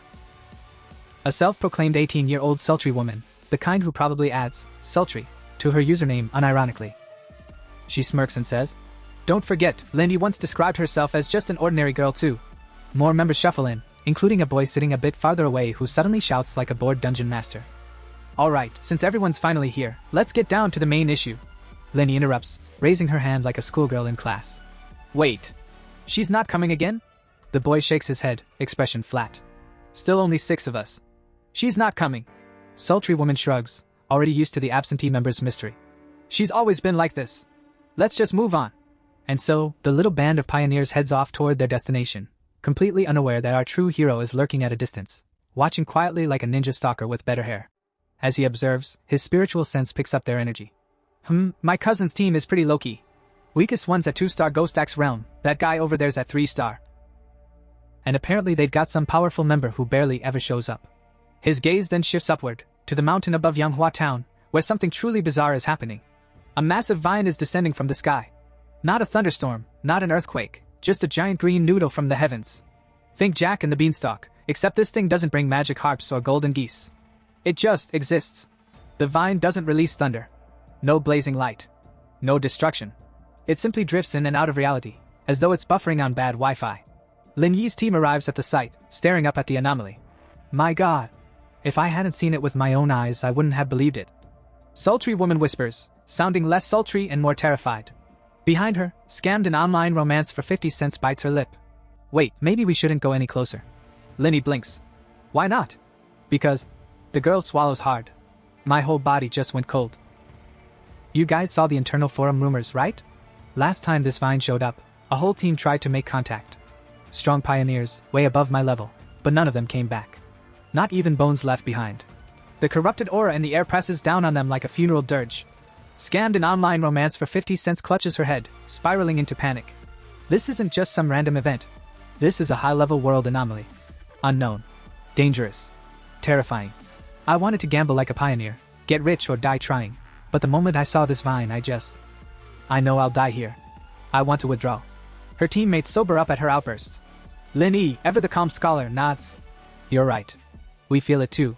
This wood-type vine, it's strange. It feels like it's been drowned in the river of time, like all life has perished, vitality stripped away. Instead of giving energy, it wants to devour ours. She grips her hand tightly and adds solemnly. But this is the path of martial pioneers. Meanwhile, our hero, still watching from the mountain, grimaces. Out of all the anomalies I've seen, besides the dark attribute ones, this vine is the worst. It's supposed to be a plant, a symbol of vitality. But it feels dead. Like a corpse pretending to be alive. Back below, Linny rallies her team. Friends, we don't have much time. Let's not get reckless. Spread out, sense the energy, but stay within sight of each other. Don't wander too far. Obediently, the group disperses. Linny perches atop a tree branch, beginning her cultivation. Our hero nods approvingly. Not bad. She chose the optimal range, cautious but efficient. Truly worthy of being a top student. Moments later, Lin Yi's energy surges, spiraling into the sky. She's about to break through. Already reaching 3-star? My cousin really is a genius. Down below, her teammates cheer. 3-star Ghost Realm. But celebration is short-lived. The vine suddenly stirs. Its roots slither forward, homing in on them like a predator. The boy leading them pales. This is bad. The vine sensed us from this far away. Sultry woman gasps, voice trembling. It's coming straight for us. In an instant, the vine lashes out, snaring some of them and draining their energy like a mosquito with a gym membership. Run! Run for your lives! Scammed an online romance for 50 cents screams. Lin Yi's breakthrough caused too much disturbance. If that vine grabs us, we'll be drained to nothing. The vine slams against Lin Yi's protective shield. Cracks spiderweb across it. Panic erupts. Most of the team bolts. But sultry woman grabs scammed an online romance's wrist. No! If we run, Lin Yi will die. And what do you expect me to do? Scammed an online romance snaps back. Donate my spiritual energy so she can level up while I get turned into compost? No thanks. Ignoring her, sultry woman turns to the group. We can't abandon her. The boy leading them glares, cold and pragmatic. Don't be naive. Life and death are fate. Wealth is heaven's will. We're all just casual teammates here. If we don't leave now, we'll all die. Before he can finish, smack. Sultry woman slaps him across the face so hard his dignity flies off into another realm. To hell with you. I won't abandon my comrade. And with that, she charges toward Lin Yi, while the rest of the group flees in the opposite direction. Up in the mountains, our hero stood dramatically at a cliff's edge, gazing down at the chaos below like some tragic opera performer. His brows furrowed, his eyes sharp with urgency. My cousin probably doesn't even realize the danger she's in. He muttered with that trademark heroic concern. She's still just a student, and that vine's power, TCH, even I'm not sure I can handle it with my current strength. But, he gripped his sword tighter, his aura sparking to life. A promise is a promise. I swore to Auntie I'd look after her daughter, and if I fail now, she'll never let me eat dinner at her place again. With that terrifying motivation, he drew his heavy sword. Determination blazed in his eyes like a cultivation novel cover illustration. Meanwhile, below, a sultry beauty had already dashed in to save Lin Yi. With elegance that could make even a demon blush, she hacked her way through the vine, until, of course, the vine got annoyed and wrapped her up too, At the same time, Lin Yi's little shield shattered like cheap glassware, leaving her exposed. And just as the vine was about to serve Cousin Yi as a leafy snack, whoosh! Our hero dropped in from above, sword infused with blazing yang energy, and struck. His strike burned the vine instantly, the flames of his yang power so fierce that the vine shrieked like a cat in bathwater, retreating at once. The two teammates who had been halfway through their cowardly escape froze mid-run. Their jaws dropped. Wait, it's retreating? Holy, look at that glow. Is he another pioneer? Indeed, the hero's yang energy lit up the cavern like a heavenly disco ball. His aura was so overwhelming that one of the fleeing boys started having an existential crisis right there. He thought bitterly, I'm considered a prodigy. 3-star Ghost Axe realm in record time. Barely anyone in the country compares. Even Lin Yi isn't that far ahead of me. But this guy crushed me. Crushed us all. What even are we compared to him? Stars trying to shine under a blazing sun? More like glow sticks under a supernova. Meanwhile, the sultry woman shaded her eyes against the brilliance. That's pure yang attribute, she whispered in awe. Only something that high-tier could suppress a desolate vine. Of course it's him. And then, ding! A crisp system notification popped up in front of the hero. Detected extreme wood attribute. Initiating auto-writing. Processing complete. Before he could even sigh about how convenient the system was, wood energy surged into his body, filling him with vitality. A huge grin stretched across his face. Incredible! This wood attribute technique, it's basically a perpetual battery. As long as there's life nearby, I'll never run out of juice. Auntie, you can forget about me ever needing chicken soup again. The system wasn't done though. Another message flashed. Currently extracting secondary attribute, desolation. Warning, drains all surrounding life force. The hero's smile twitched. Then a powerful green aura burst from his body, pulsing with vitality and menace. No wonder this vine grew here, he mused grimly. If it had sprouted in a village, it would have drained miles of land dry. Tyrannical. Terrifying. And now it's mine. As he admired his new loot, the sultry woman stumbled toward him, her eyes wide, her voice trembling with gratitude. Thank you so much for saving us, big brother. If not for you, we would have surely died. How can we ever repay you? Our hero waved his hand casually, as if saving lives was just Tuesday. No need. I'll be going now. He turned away, his cloak, that he definitely didn't have before, flapping dramatically in an imaginary breeze. Inwardly, though, he was grinning like a thief. Heh, all I did was piggyback off their intel, kill one oversized vine, and now I've got infinite vitality and desolation aura. Honestly, I profited the most out of all this. As for their little squabbles? Not my circus, not my monkeys. Better to keep an eye on Cousin from now on. Behind him, the survivors could only watch in stunned silence. None dared to speak. Their pale faces showed it all, awe, fear, and the dawning realization that they just met a walking cheat code disguised as a man. Our hero leapt away, mind clearer than a monk after 5 cups of green tea. Danger, after all, has a funny way of stripping away masks, showing who's truly dependable and who's just good at posing in team photos. And this team? Well, let's just say a sack of drunk chickens would have been more organized. Left behind, scammed an online romance for 50 cents, yes, that's his name and yes, it's tragic, fidgeted nervously and asked the captain. He left so quickly. So, what do we do now? The captain sighed, the kind of sigh that suggested both disappointment and constipation, before replying. What's the matter?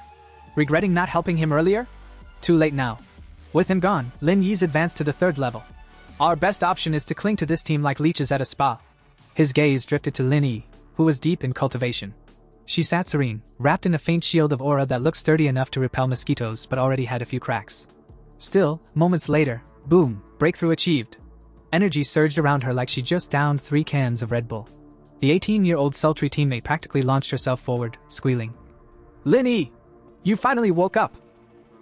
The captain gave her a glance, then leaned toward nervous 50 cents, whispering like a conspirator in a cheap drama. Now it depends on her. If she's rational, she won't burn bridges with us. But forget that for now. Focus on that mysterious man. He's the real problem.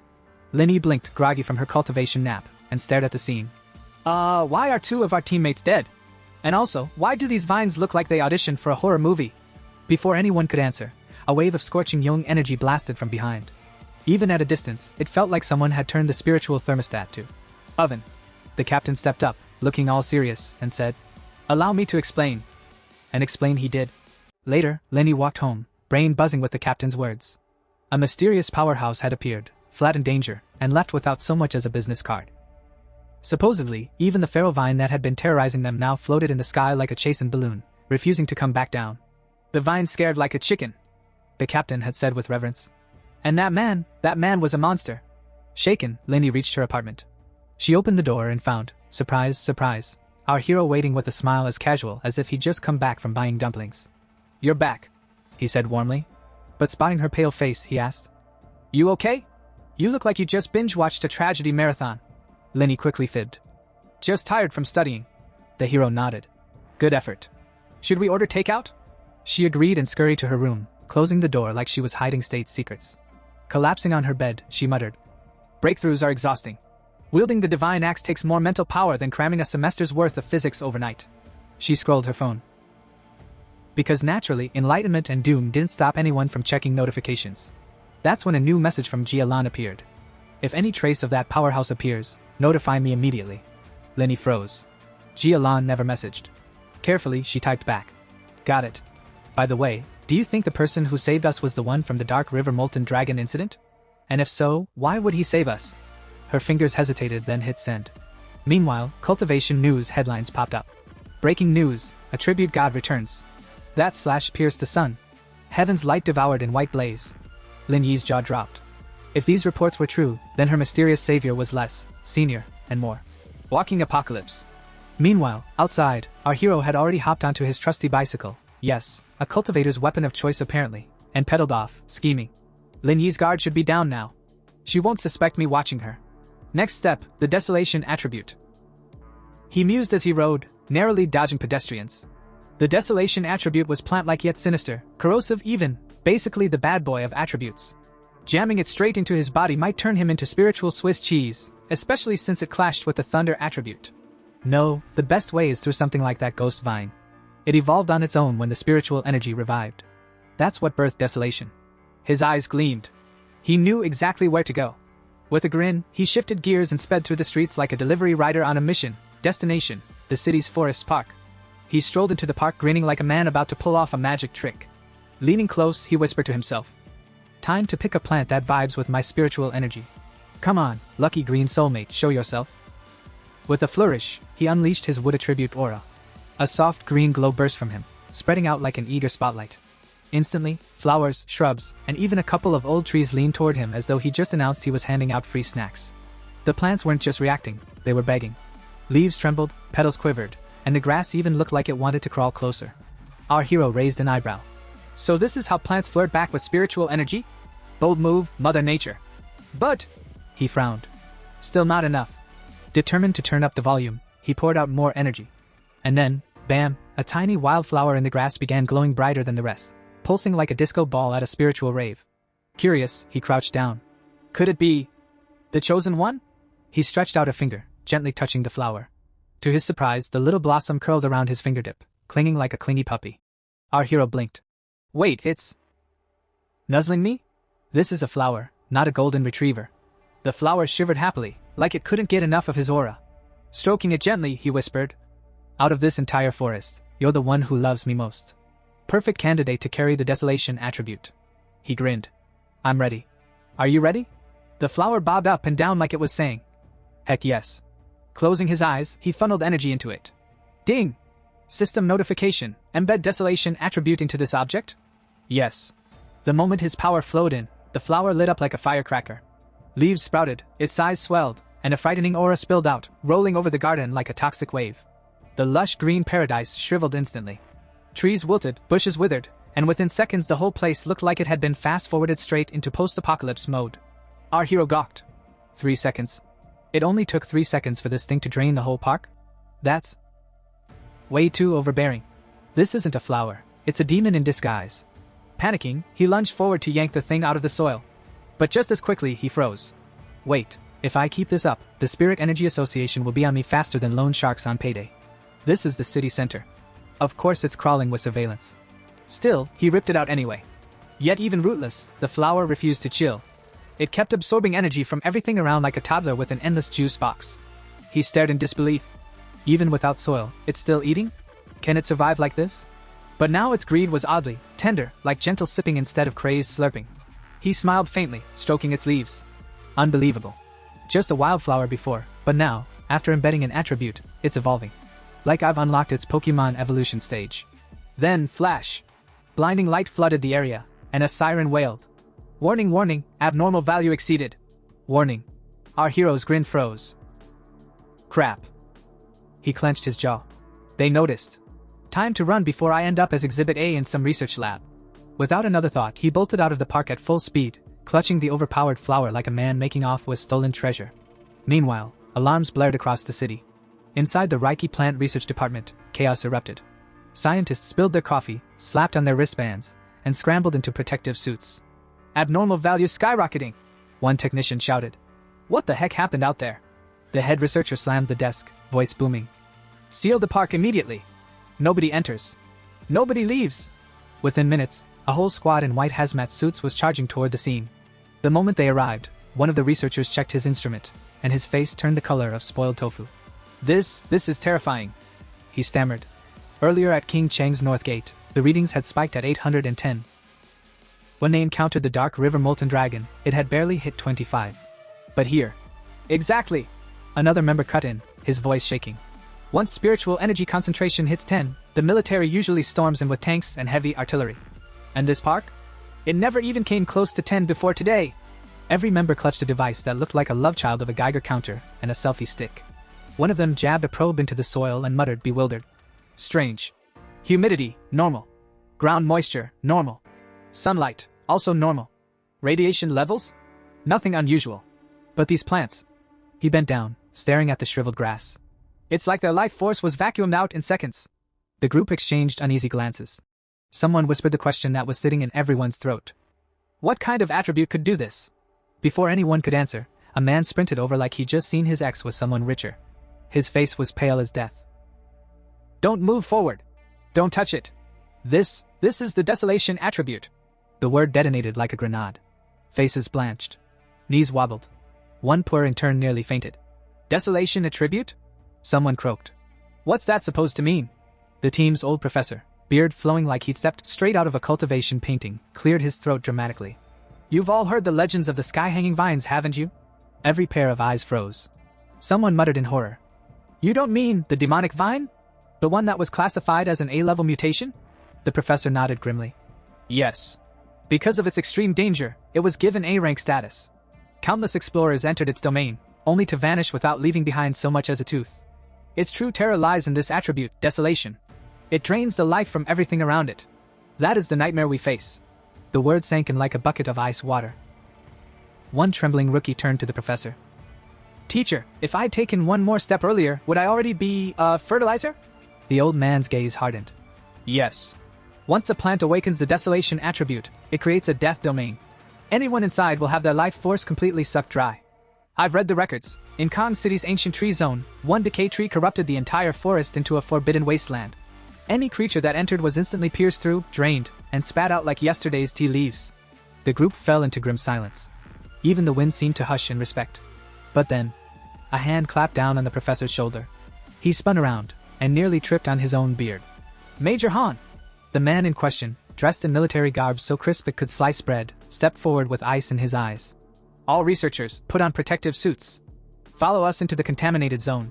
Soldiers rushed in, handing out masks and hazard suits like it was Black Friday at the Apocalypse Mall. They combed the forest, scanning every corner. No trace of the desolation source here, one soldier shouted. Could it be moving? Another muttered nervously.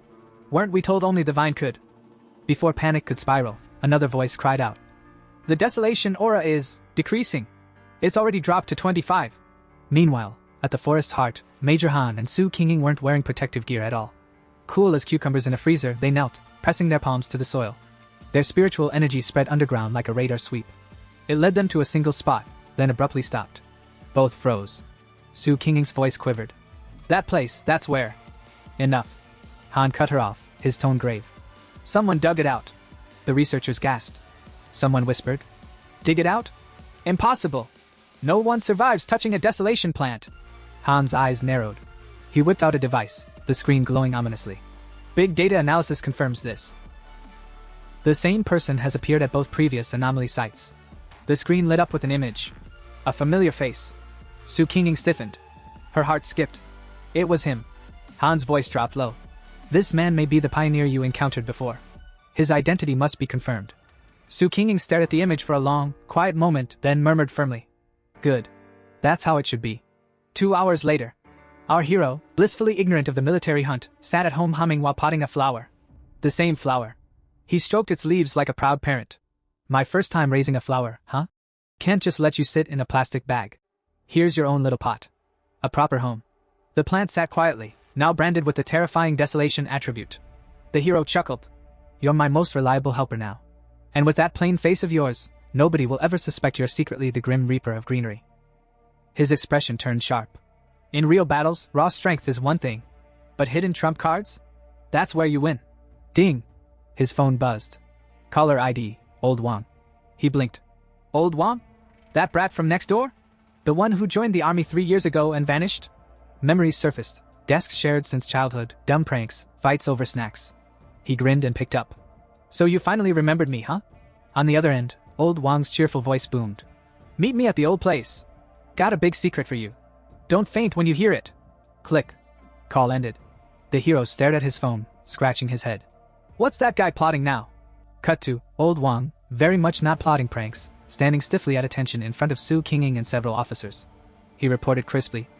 Mission complete. He took the bait. But if he's not the target, can you guarantee his safety? He's my friend.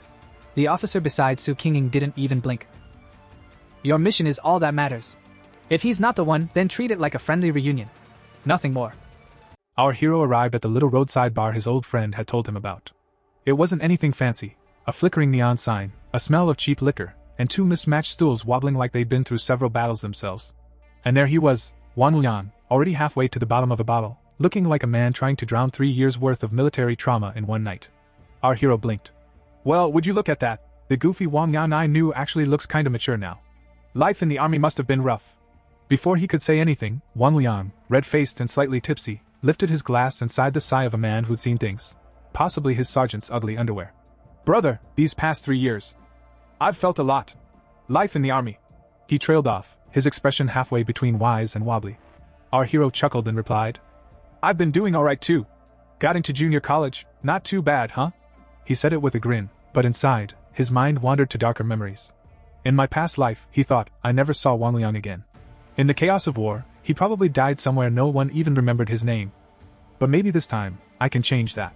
Just then, Wang Liang leaned forward, suddenly serious. The alcohol had apparently taken a quick smoke break. Hey, recently, have you seen anything weird? Like zombies, monsters, you know, movie-type stuff? Our hero froze mid-sip, then slowly placed his glass on the table. So that's how it is. The military must already know about the spiritual energy revival. Is he testing me? Feigning confusion, he replied. Huh? What are you talking about? Wang Liang rubbed his forehead. Good. If you haven't, that's better. He lowered his voice. Listen, the reason I came today isn't just for drinks. I came to warn you.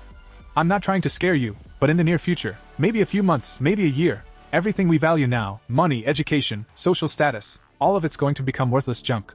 The world's going to be reshuffled from scratch. Our hero's mind went into overdrive. So it's true. The army must already know. They're even sending soldiers to probe for signs of people like me. And poor Wang Liang, he's risking punishment just to warn me. Before he could say anything, Wang Liang's phone suddenly blared to life. Wang Liang! Get back in 10 minutes! Urgent mission! Move! A voice screamed through the speaker. Then click, call over. Wang Liang shoved his phone into his pocket, stood up so fast his chair almost saluted, and said hurriedly, Brother, I've got to go. Mission's urgent. I can't send you off. Our hero rose too, his expression suddenly serious. Is this about the revival of spiritual energy? That question hit like a grenade. Wang Liang froze, eyes wide. For a moment, even the neon sign outside seemed to stop flickering. But then our hero stepped forward, placed a firm hand on his shoulder, and smiled. Relax. Take me with you. This meeting wasn't just coincidence, right? Your higher-ups sent you. But don't worry, I know you wouldn't harm me. Inside, he thought, besides, this is the perfect chance to peek behind the curtain. The army, the Spiritual Energy Association, both dealing with the new world in their own ways. I've got to see it for myself. And with that, as Wang Liang hesitated between loyalty and panic, our hero's grin widened. The world's changing again, and this time, I'm not sitting on the sidelines. The ride to Forbidden Zone 19 was anything but peaceful. The deeper they went, the heavier the air became, thick, humming, alive. Our hero couldn't help but frown. This spirit energy density, it's insane. It's thicker than a polluted field. You could practically chew the air. Wang Liang, As usual, strutted ahead like he was on a coffee run instead of entering a high-risk military zone. He flashed his ID card at the checkpoint. The soldiers guarding the gate straightened up instantly. Wang Liang, back from leave. Verification complete. They stepped aside. The moment the two crossed the threshold. Boom! The ground exploded beneath them. Smoke and dust shot into the sky like a volcanic sneeze. Alarms blared. Soldiers shouted. And when the smoke finally cleared, a monster stood in the middle of the chaos. A hulking beast, half flesh, half nightmare, glowing with dark red energy lines that pulsed like molten veins. Soldiers were already engaging it, firing bullets, hurling bursts of spirit power. The creature just roared, and its mouth fired a laser beam. Because apparently, physics had taken the day off. Our hero's eyes went wide. Wait, that's a fusion attribute. A calm yet commanding voice answered from behind him. Correct. Darkness and flame, a deadly combination.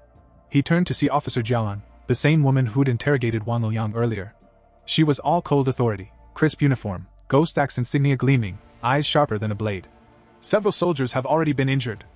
She continued, her tone steady even as the ground trembled beneath them. Just then, Wang Liang came sprinting up, slamming a fist to his chest in salute. Reporting in. I've arrived. Jialan's expression twisted faster than lightning. You idiot! You brought a civilian into a restricted spirit zone without authorization. Are you trying to get court-martialed? Wang Liang froze, sweat beading at his temple. Surprise field trip? Jialan glared so hard he almost combusted on the spot, but after a moment she exhaled sharply. Forget it. We don't have time for this. Get in formation! Then she turned her icy gaze to our hero. So this is Fangi. Humph. I don't see anything special. Spirit energy response barely detectable. Maybe he's not the one. But she shook her head. Whatever. Since you're here, I'll keep it simple. This is a forbidden zone. From the moment you stepped inside, your life and death are your own problem. And whatever you see here stays here. Understood?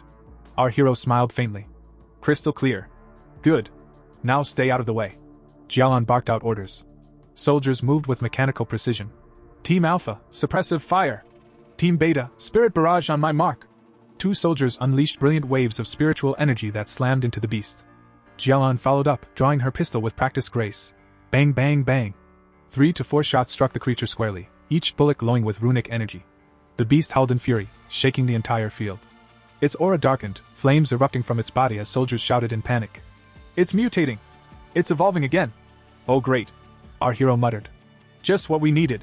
Pokemon Evolution, Nightmare Edition. The monster lunged, claws flashing, eyes blazing. A soldier screamed. Li! Watch out! But before the claws could strike, Jialan fired again, bullets cutting through the air like meteors. Keep your distance! She roared. Do not let it complete its evolution! Our hero watched quietly, arms folded, even as chaos erupted around him. A disciplined unit. Perfect coordination. Every soldier trusts the others completely. Together, they fight like one living organism. He smiled. Beautiful. But this isn't enough. Suddenly, his expression darkened. Everyone, fall back! He shouted. You can't fight that thing head-on! But it was too late. From the beast's body burst a violent wave of purple energy, exploding outward like a shockwave of pure death. Jialan's voice cut through the roar. Raise the alert level! Forbidden zone mutation level, Gamma! No retreat authorized! The soldiers braced themselves. The creature, now fully mutated, loomed like a demon out of legend. Jialan shouted. Careful! The hellhound has completed fusion, darkness attribute fully integrated. Our hero's heart seized. Wang Liang was standing right in front of it, frozen in terror. Wang Liang! Move! Jialan screamed. But he couldn't. His body refused to obey. Our hero clenched his fists, lightning flickering around him like angry fireflies. Damn it! The beast roared and swung its claws. Wham! Wang Liang was sent flying, crashing to the ground near our hero. Blood splattered across the dirt. Wang Liang! Our hero dropped to his knees beside him. His friend coughed violently, blood staining his lips but a faint grin on his face. Don't worry about me. I just reinforced the restraining collar with my spirit energy. He coughed again. We, the soldiers of Forbidden Zone 19, don't back down. Seeing his friend broken and still trying to stand, something snapped inside our hero. Lightning roared to life around him, the air crackling with fury. His calm smile was gone, replaced by raw determination. The battlefield was chaos, explosions, smoke, and the unholy roars of the mutated hellhound tearing through the air. Officer Jialan barked her orders with a voice like steel. Everyone! No matter what it takes, whatever tactics or methods, even if it costs us our lives. But before she could finish, a streak of blue lightning shot past her. ZZZZTT. Her words caught in her throat as her hair whipped in the sudden wind. Wait, what the HEY? What do you think you're doing? Our hero didn't answer. He was already gone, a blur of crackling light charging straight toward the beast. The soldiers barely had time to blink. Is he insane? One shouted. He just ran into a Class B monster alone. But our hero wasn't insane. He was furious. Lightning coiled around his arms like living serpents, his eyes blazing like thunderclouds ready to burst. His rage crackled in the air, sharp, electric, unstoppable. You hurt Wang Liang, he thought, and for that you pay. He dashed forward, leaving scorch marks in his wake, and roared. You're far too arrogant. Time to shatter that pride of yours. The hellhound roared back, its molten red eyes flaring with hatred. It swung its claws, slicing through the air, each strike powerful enough to tear steel apart. But our hero? He vanished. In the blink of an eye, he was already behind the beast. Lightning danced across his fingertips, gathering, condensing, howling to be unleashed. Divine thunder, he whispered, voice low and dangerous. Descend! The explosion of lightning that followed lit up the entire zone. Boom! Thunder roared across the battlefield as the hellhound's massive body was sent crashing into the ground. The shockwave tore through the earth, hurling dirt and debris high into the air. Even the soldiers had to brace themselves to avoid being thrown off their feet. When the dust settled, the creature lay half buried in a crater, still twitching, electricity sparking across its charred hide. Silence. Absolute silence. A young soldier's voice trembled, breaking the stillness. Was I seeing things? That was a Class B mutation, right? Even Officer Jialan couldn't take it head on. No one answered. Jialan herself stood frozen, standing beside the battered Wang Liang, her sharp eyes wide with disbelief. Wang Liang, half conscious, managed a shaky grin. Officer, don't tell me my brother is actually... Jialan cut him off, her voice tense, almost reverent. Yes, none of us saw wrong. She exhaled, eyes locked on the figure standing amidst the smoking crater, lightning still crackling around him like a god descended from the storm. He truly is, the tyrant we've been searching for. The battlefield was quiet now, eerily quiet. The massive beast that had terrorized Forbidden Zone 19 lay sprawled across the shattered ground, its charred body twitching weakly, refusing to accept its fate. Even half dead, it tried to rise again. Our hero stared down at it, eyes cold, voice steady. Still not dead?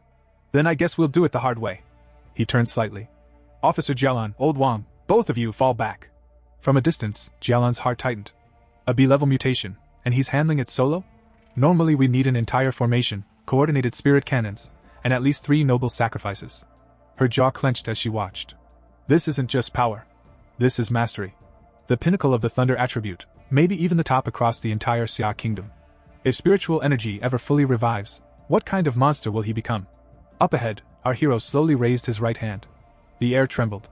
The sky darkened, clouds twisting into a colossal vortex. Lightning gathered above like 1,000 dragons preparing to strike. Crack, boom! Thunder roared as a storm of blinding lightning tore through the heavens, slamming down onto the beast. The entire zone lit up like day. The creature shrieked once, and was no more. Jialan's breath caught. Her chest tightened with awe and dread. He truly lives up to the title. Tyrant. That name suits him perfectly. As the storm faded, the soldiers stood frozen, staring at the smoking crater where the hellhound had been. One soldier swallowed hard. I think my neck just went cold watching that. Another trembled. Why does lightning feel 100 times scarier than darkness? I could handle corrosion, but that? Nope. I'm out. Then, slowly, the hero turned around, calm, unbothered, hands in his pockets like he hadn't just nuked a B-class monster. Wang Liang came running, face full of relief and disbelief. The hero grinned and gave him a thumbs up. Wang Liang, I did it. Wang Liang let out a shaky laugh, eyes misty. You bastard. You scared me half to death. He ran up and slapped his friend's shoulder. I never imagined my big brother would turn out to be this much of a monster. The hero smirked, brushing off the hit. Oh? I hit the dog and you hit me? That's how we're doing things now. Sorry. Wang Liang scratched his head, embarrassed. I actually suspected you were a pioneer. Orders from the higher-ups. I had to bring you in. The hero chuckled, placing a hand on his shoulder. What? After 3 years, you're talking like we're strangers. You think I don't know you by now? Before Wang Liang could reply, a familiar voice spoke behind them. Fani. They turned. Officer Jialan was walking toward them, uniform slightly scorched, eyes sharp as ever. She extended a gloved hand toward him. Thank you, she said simply. For your help. He smiled and shook her hand. No need for thanks. Just think of it as saving a friend. She nodded slightly. Forgot to introduce myself earlier. I'm Jialan, commander in charge of Forbidden Zone 19. You didn't just save a friend, you saved the entire zone. Her tone softened just a fraction. I'd like to exchange contact information. I'll need to make a full report about this incident. Of course, he replied casually. Beside him, Wang Liang grinned so wide his face might split. Watching a senior officer salute his childhood friend, now that was something to brag about for the rest of his life. Jialan turned serious again. Fan Yi, your power surpasses most of the pioneers the army's ever recruited. Therefore, I sincerely invite you to join the Xia Kingdom's military. But, she hesitated. An invitation from a mere restricted zone guard might not be worthy of your level. Not worthy. Even as she said it, her thoughts swirled. He's only at the 3rd star of the ghost carving realm, yet he's already fighting beyond the spirit creation tier. How is that even possible? Our hero raised an eyebrow. So you're saying even you don't feel qualified to invite me? Jialan nodded firmly. Yes. And I'm not ashamed to admit it. We were only ordered to understand your situation, not involve you in this fight. But I believe the higher-ups will come for you personally soon enough. He smiled, his tone warm but teasing. It's not that serious. Actually, I really respect you all. Not everyone has the courage to risk their lives protecting others. I've never seen soldiers fighting up close before. And honestly, it moved me a little. Jialan's stern gaze softened. Thank you? He laughed lightly. So, if there's ever trouble in the future, feel free to call me. You protect civilians in peace. I'll protect you when things get messy. Deal? Then, with that mischievous glint in his eyes, he added. Of course, on one condition, no restrictions on my cultivation, and no one gets to boss me around. Jialan didn't argue. She simply nodded. Understood. Our hero stretched, glancing toward the smoking horizon. Well then, I should get going. Jialan returned his nod.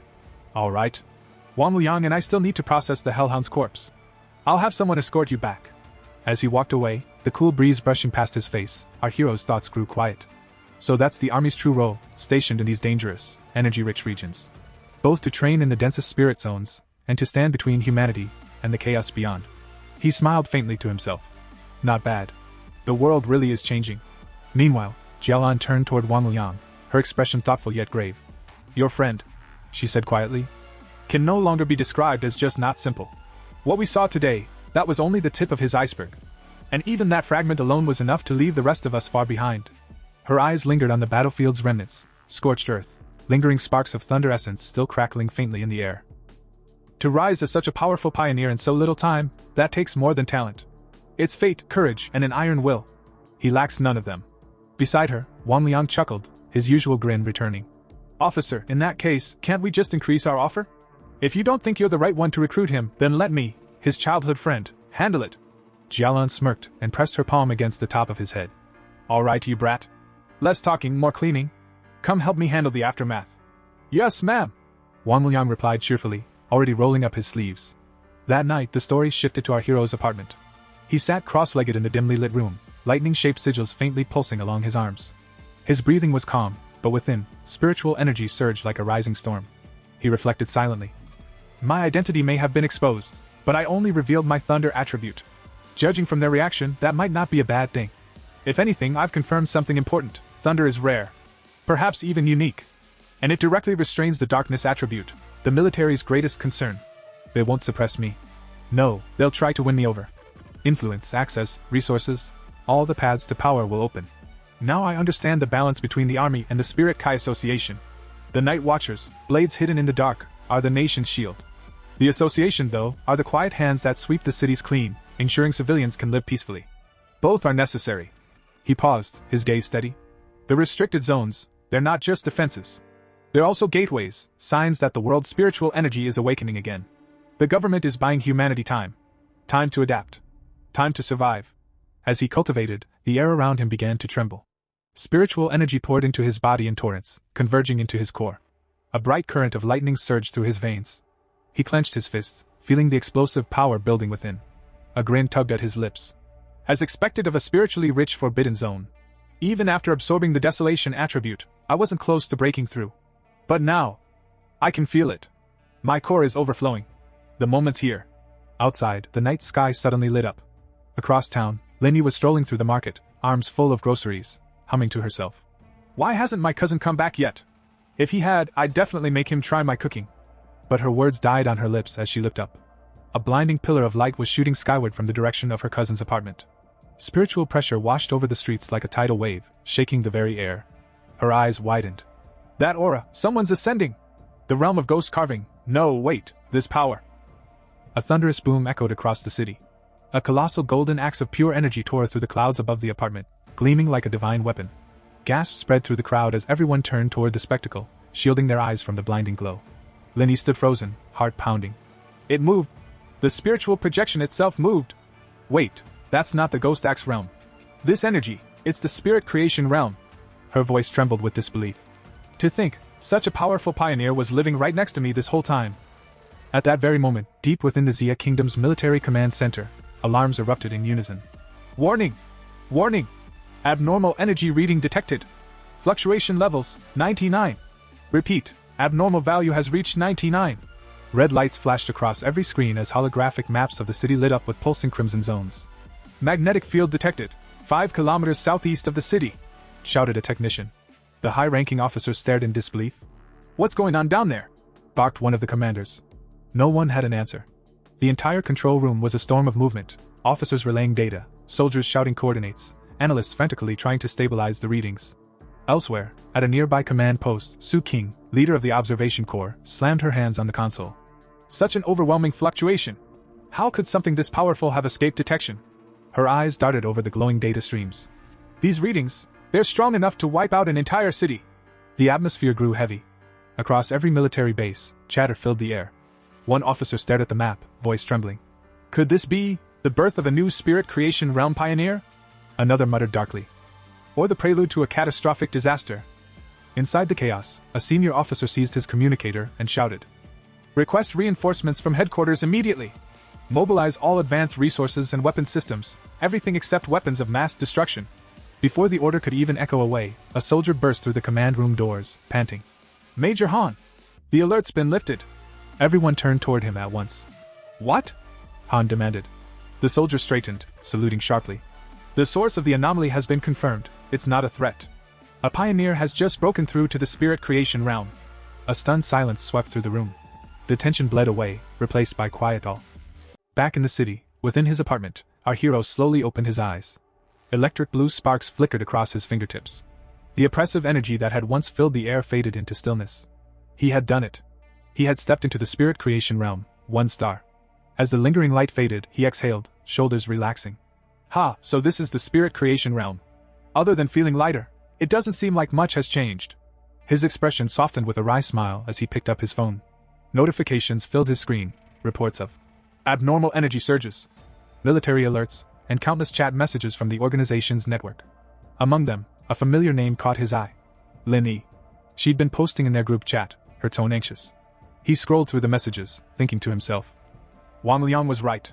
This is exactly why I've stayed cautious, both of the military and the Spirit Kai Association.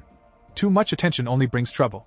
That's why I've kept my Solar Flame attribute and the Scarlet Fire Sword technique hidden. He typed a short reply. Don't worry. I'll handle it. I still have a trump card left. It was signed simply, Fong. Just then, the door creaked open. Linny stepped in, carrying a food container. I'm back, she said brightly. Cousin, have you eaten? I brought you something. He looked up briefly from his phone. All right, just leave it there. I'll eat later. Linny sighed softly, setting the food on his desk. She gazed at him, lightning still faintly flickering in his eyes, and thought to herself. Cousin's so disciplined, no bad habits, no arrogance, but he's so lazy. She shook her head helplessly as he continued scrolling on his phone, completely absorbed. All he does is stay home, glued to his screen. Doesn't even bother going to college. She mused quietly. But maybe that's fine too. Before leaving, she glanced at him once more, unaware that she was looking at one of the most powerful pioneers alive. Back in her own room, Linny collapsed onto her bed, her mind still racing. A spirit creation realm cultivator appeared in this very district. The pioneers will spread the news soon enough. Forget it. When the time comes, I'll protect cousin.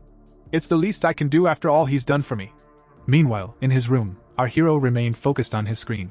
He was studying new abnormal activity reports, all recent, all fire-related. Last time it was high temperatures. He muttered. This time, it's a fire again. Solar attribute confirmed. He tapped a video attachment. Flames erupted across the screen, consuming a playground in seconds. The trees, the flower beds, all reduced to ash. The area's sealed off already. He noted. The video cuts off too fast, but this fire's far stronger than the one at the north gate. His eyes narrowed, lightning flashing faintly within them. If this solar attribute really is different, I need to see it for myself. He picked up his communicator, expression sharpening. But first, I'll have to contact her. The next morning, Qingxiang University looked less like a campus and more like a crime scene from a blockbuster movie. Media vans clogged the streets. Reporters swarmed the gates like hungry pigeons. Soldiers stood stiff and stoic, blocking entry with expressions that clearly said, "Don't even think about it." Whispers buzzed through the crowd. "Hey, I heard the university caught fire and no one can put it out," one reporter asked a soldier. His colleague leaned forward eagerly.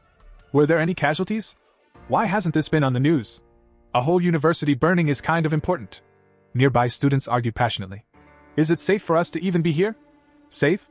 Brother, even the grass inside is probably on life support. I told them to ban flammable materials on campus. No one listened." And then, the crowd fell silent. A soldier at the gate stiffened, saluted, and swung the gate wide open. Because Jialan walked in. Beside her walked our hero. Instantly, jaws dropped. Who are they? They look important. Why can't we go in, but that random guy can walk in like he owns the place? As the doors opened, the blazing inferno inside came into view.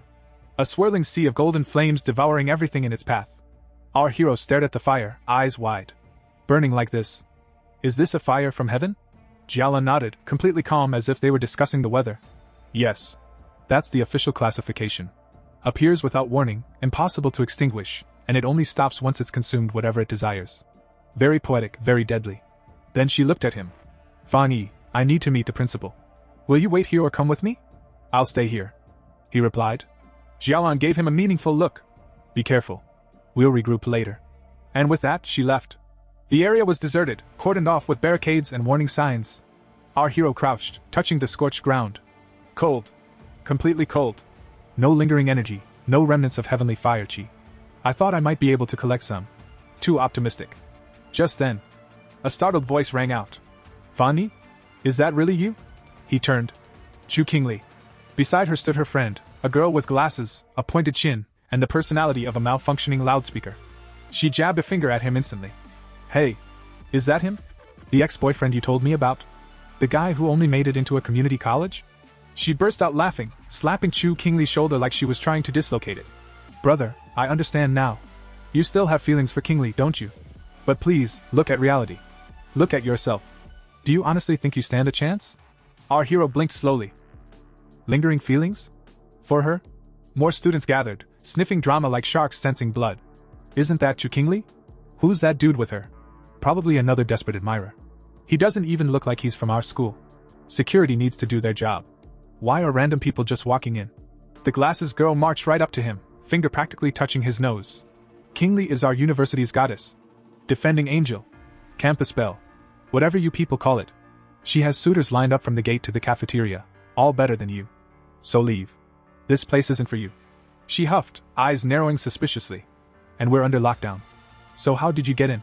If you can't explain yourself, I'll report you to security. Chu Qingli looked conflicted.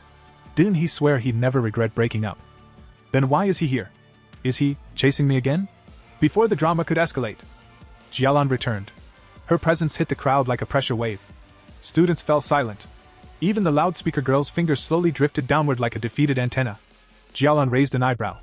Fan Yi, are these your friends? He shook his head calmly. No. Just high school classmates. Not friends. Jialan nodded, a faint smile playing at her lips. Ah. I see. Just classmates, not friends. She then turned her gaze to Chu Qingli and the glasses girl. Her expression became ice. The two girls froze instantly. One thought flashed in both their minds. This woman, who is she? Why is she speaking so casually with Fan Yi? Then Jialan stepped beside him. I finished speaking to the principal. The situation with the heavenly fire is far more complicated than expected. He wants us to investigate the exact point where the fire first emerged. She looked at Fan Yi seriously. And since your current identity is that of a specially invited military consultant, you'll need to accompany us. Fan Yi nodded. No problem. Just then, a thunderous command echoed from behind them. Everyone step back. During the fire lockdown, no one is allowed anywhere near the playground. The firm voice cut through the noise. The crowd instinctively turned, and froze. Standing there was the university principal himself. A wave of gasps rippled through the students. Chu Qingli's pupils shrank, her face stiffening as disbelief flooded her mind. The principal, here? They say he's busier than a dragon, seen once in a lifetime. Even vice principals struggle to meet him. And he never smiles. Ever. Her gaze flicked unconsciously to Jialan and Fan Yi. Could it be? Did he come because of them? Beside her, the girl with glasses curled her lips into a smug grin and whispered. Heh. The principal actually showed up. Maybe he's here to arrest those two intruders. But the next second, the principal walked straight past everyone. Straight toward Fanny. He stopped in front of him, extended his hand, and smiled. Hello? You must be Advisor Fong, he said warmly. The officer Jai recommended you to me. The principal's tone turned sincere. These past few days, the university has been plagued by abnormal incidents. I've been deeply worried the fire might endanger our students. It's a great relief that you're here. He paused, then lowered his head slightly. The matter of the playground. I'll be counting on you. The bow wasn't deep, but it was unmistakably respectful. The security guards reacted instantly. Everyone, please return to your dormitories. There's nothing more to see here. Disperse at once. The crowd was ushered away, but the shock lingered. Chu Qingli stood rooted to the ground, her mind blank. The students nearby erupted into hushed chaos. Did you see that? The principal bowed to him. At his age? To someone that young? No wonder he could walk straight into campus. That kind of treatment. Someone scoffed softly. Earlier, who said he was just Chu Qingli's ex? Ridiculous. Even if she chased him, there's no way she could catch someone like that. Another voice chimed in. Did you notice? He didn't even look at the campus bell once. Chu Qingli's fingers clenched. She couldn't move. She couldn't breathe. Ahead, Fang Yu walked alongside the principal and several military officers as they moved deeper into the restricted area. As they walked, the principal explained gravely. After the golden light at the academy's north gate dissipated, we thought the situation had stabilized. But a few nights ago, one of the playgrounds suddenly ignited. Fire trucks were dispatched, but the flames couldn't be extinguished. Fortunately, it happened late at night. No students were present, and we sealed off the area immediately. His expression darkened. One playground catching fire could still be dismissed as coincidence. But then the second, the third. I personally witnessed flames falling straight from the sky. Scarlet fire floating in midair for no reason at all. He exhaled slowly. The other playgrounds eventually went out. Only this one never did. They stopped. Ahead of them, a playground burned like a living furnace. Golden red flames roared, warping the air itself. The choking stench of burning rushed forward. Fan Yi's eyes narrowed. This basketball hoop? He asked calmly. Is it the initial ignition point? The principal nodded heavily. Yes. Only here. The fire has never once gone out. At that moment, Jialan stepped forward and took out a small, palm-sized device. Seeing it, Fan Yi raised an eyebrow. What's that? She replied seriously. An abnormal spiritual power detector. Think of it that way. If the threshold exceeds 10, ordinary people must be kept away. Human life is fragile. For normal civilians, anything above that level is already a natural disaster. The device beeped. A number flashed on the screen. 60. Jialan's face drained of color. This is far too high. This won't do. If this continues unchecked. Not only Qingxiang University. The entire city will be affected. Her voice turned urgent. We must immediately dispatch 3 Ghost Acts and 3 2-star soldiers, plus 7 Ghost Acts and 2 3-star soldiers, to form a suppression array. We need spiritual power of the purest kind. Cultivators with the most solid foundations. As she spoke, the principal suddenly noticed something. His gaze snapped forward. Fan Yu was already moving. Without hesitation, he vaulted over the chain barricades surrounding the playground. Straight toward the flames. Advisor Fong! Advisor Fong! Both Jialan and the principal shouted at once. Too late. The fire swallowed him whole. He stepped directly into the inferno. The detector shrieked. The number jumped violently. 60-110. Jialan's breath caught. It's rising, again. 110. Her voice trembled. This threshold already qualifies as an S-level anomaly. He went in alone. What do we do now? She tried to rush forward. But the flames suddenly surged outward, releasing a sinister, oppressive aura that slammed into her like a wall. She was forced back. Jialan stared ahead, horrified. How could he dare enter alone? Even the strongest war king of the restricted zone wouldn't attempt this so recklessly. Meanwhile, Fan Yi advanced steadily into the heart of the blazing inferno, walking straight toward the very center where the fire was erupting. With every step forward, waves of scorching heat crashed against him. As he moved, his thoughts remained calm and precise. Last time, the Yang attribute shielded me from lightning. Naturally, this heavenly fire can be blocked as well. But while the attribute protects my body, I still can't directly touch the source flame. Nor can I activate techniques within its core influence. That means I must get as close as possible, first. Just as he reached the central zone, the flames suddenly twisted. Fire surged upward, condensing violently into the shape of a dragon. With a deafening roar, it lunged straight at him. Fan Yi's eyes sharpened. He raised one hand and pressed forward, forcibly resisting the raging energy. The moment contact was made, a system notification flashed before his eyes. Detected intense skyfire attribute fluctuation. Fan Yi laughed. Worthy of being skyfire, he said calmly. Even more violent than the desolate force of death. His gaze hardened. But no matter what, I'm absorbing you. Veins stood out on his forehead as pressure mounted, his body clearly under strain. Then, another notification appeared. Ultimate calculation blade initializing. Compilation in progress. Compilation successful. A smile curved at the corner of his lips. Immediately afterward, a third notification surfaced. You have obtained Skyfire Attribute Technique. 9 Dragon Skyfire Sealing Technique. 9 Dragons Descend. Skyfire eradicates evil and seals all demons. In that instant, Fan Yi fully acquired the Skyfire attribute. Power surged upward from his core, erupting toward the heavens. Another message appeared. 9 Dragon Skyfire Sealing Technique. Boom. 9 chain-like constructs burst from his back. They shot outward like divine restraints, instantly binding the dragon-shaped flames. Moments ago, the inferno had been raging uncontrollably. Now, it was completely ensnared. Outside the playground, both the principal and Jialan witnessed the scene. Their expressions changed instantly. That aura! Jialan whispered in shock. It's the breath of seal, but the sealing aura is almost identical. Within the inferno, Fan Yi tightened the chains. The flames screamed. The vast sea of fire began collapsing inward, compressing rapidly. In moments, the dragon-shaped inferno shrank into a small, trembling cluster. Finally, Fan Yi reached out and grasped it in his hand. The fire was sealed. Silence descended. The playground that had been engulfed in hellish flames just moments ago now lay calm and eerily normal. The principal immediately stepped forward. Fan Yi looked at him and said firmly, I've temporarily sealed the Skyfire here. Do not unseal this playground. Do not rebuild it. And do not allow anyone to approach. As long as it remains sealed, the Skyfire won't spread. The principal nodded solemnly. Rest assured. The playground will remain sealed. After all, he added with a faint smile, the academy has more than one playground. Jialan said nothing. She simply watched Fan Yi, her gaze sharp and unreadable. With a faint smile, Fan Yi remarked, King Bei really is extravagant. 7 or 8 playgrounds in total. The principal laughed. Advisor Fang, you're truly humorous. If you ever need anything. Before he could finish, Jialan stepped forward. Principal, I need a moment with Advisor Fang. The principal chuckled. Of course. I won't disturb you. With that, he took his leave. Jialan moved closer, her voice low but keen. Fang. You've been hiding very deeply. Fan Yi smiled lightly. It was troublesome. Skyfire isn't easy to deal with. Her expression turned serious. Stop pretending. I'm talking about your talent. Your realm. She sighed softly.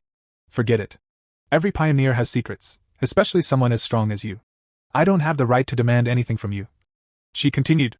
But I hope you'll listen to what I'm about to say. Fan Yi nodded calmly. At this critical turning point, Xia Nation desperately needs top-tier talents like you. Jialan said solemnly. When spiritual energy fully revives, someone like you will be the equivalent of nuclear deterrence today. Whether it's the military restricted zones or the Spiritual Energy Association, everyone will fight to recruit you. And foreign powers will do the same, offering unimaginable conditions. She met his gaze. I won't deny my own intentions. If you join the military, our restricted zones gain another pillar. That's why I suggest you start thinking about it now. When the time comes, don't let yourself be caught unprepared. Fan Yi asked curiously. Then why didn't you or Wang Liang try to pull me into your restricted zones? Why even say I wasn't worthy? Jialan sighed. Because there's a legendary military district. They are monstrous. That's why I thought you'd be more interested in them. Fan Yi smiled faintly. So there's an even higher level. Jialan nodded. Yes. Though I've never met them myself. I've only heard they've been extremely busy lately. Fan Yi fell silent. If even the strongest military force in Xia Nation is overwhelmed, then the anomalies they're facing must be terrifying. Jialan spoke again. Enough. Come on. The principal wants to treat us to a meal at King Chan University's cafeteria. As Fan Yi followed her, his thoughts grew heavier. If they're struggling too, then the threats out there are far beyond what most pioneers can handle. And from Jialan's tone, there are others at the spirit creation realm, perhaps even stronger than me. The revival of spiritual energy is accelerating. My preparations still aren't enough. His gaze lowered to his palm. Skyfire, chaotic, unrestrained, burning endlessly. The perfect weapon against proliferating anomalies. A spark ignited in his eyes. Yes. This is the ideal match for my Crimson Flame Blade technique. Enchantments that amplified destruction. The more, the better. Fan Yi advanced toward the back mountain, his massive blade resting in his hand. He stopped just behind a weathered warning sign planted at the foot of the peak. Dangerous mountain beyond this point. Entry strictly prohibited. His eyes narrowed. No abnormal activity detected here, yet the area has been sealed. The military wouldn't have reacted this quickly. Which means His thoughts sharpened. Only someone who knows this is where I train and experiment would block it off. The Spirit Association. A faint smile tugged at his lips. Did they give me this land to experiment freely? If that's the case, accepting their offer might not be a bad idea. Suddenly, his expression changed. He felt it. Something was behind him. Wait. Even trash has managed to sneak into the back mountain. An aura brushed against his senses. Cold. Foul. This presence. It's the same one I encountered at the factory, just weaker. High above, perched casually on a tree branch, sat a monkey-like monster, its crimson eyes watching him with unsettling intelligence. Fangi slowly raised his blade. Flames began to coil along its edge. So, he murmured, you've learned to assess enemy strength before attacking. He lifted his gaze. Then watched carefully. A system notification appeared before him. Heavenly fire, also known as upper flame. Attribute, light. Nature, righteous, destructive, eternal. Primary use. Slaying wicked entities. Do you wish to infuse heavenly fire into the Tang blade? Yes/no. Fan Yi selected yes without hesitation. The heavenly fire ignited instantly. Unquenchable. Relentless. Flames engulfed his eyes, reflecting a blazing gold-red glow. He smiled faintly. Let's test this sword on you. He swung. The blade howled. From the arc of the strike, 2 fire dragons erupted, pure heavenly fire given form. They roared as they surged forward. The monkey monster shrieked in terror. Barely escaping death, it leapt frantically from tree to tree, fleeing deeper into the forest. The ground behind it erupted into flames. Fan Yi watched calmly. Excellent, he examined his blade. This firepower is at least twice as strong, no, far stronger than the original Crimson Flame blade. And most importantly, he flexed his fingers. This energy doesn't affect me at all. The air around him suddenly grew icy. The forest fell unnaturally silent. No other monsters revealed themselves. Fan Yi narrowed his eyes. So where did that trash run off to? He stepped forward. Let's hunt it down. Meanwhile, high up in the mountains, a girl was live streaming. She laughed nervously into her phone. Guys, I swear I'm not a scammer, okay? I've been lucky since I was a kid. This is literally my first day streaming, and content just keeps finding me. As she spoke, a shadow loomed behind her. The monkey monster dropped silently from the trees. Her phone slipped from her hand and hit the ground. The live stream didn't stop. The monster grabbed her. The camera tilted, capturing everything. The chat exploded. Streamer? What was that? Did she just see a ghost? LOL, the acting started way too suddenly. These effects are so fake. They thought it was a skit. But the girl's tears were real. Fear crushed her chest. I'm going to die. Just as the monster raised its claws, 2 fire dragons burst through the forest. They slammed into the monster from behind. With a shrill scream, it released the girl and fled. The chat froze. Then exploded. What the hell? Was that a fire dragon? Bro, this CGI is insane. The live stream view count skyrocketed. Shaking, the girl scrambled to her feet, grabbed her phone, and aimed it at the flames. Through the roaring inferno, she saw a figure, standing calmly within the fire. Sword in hand.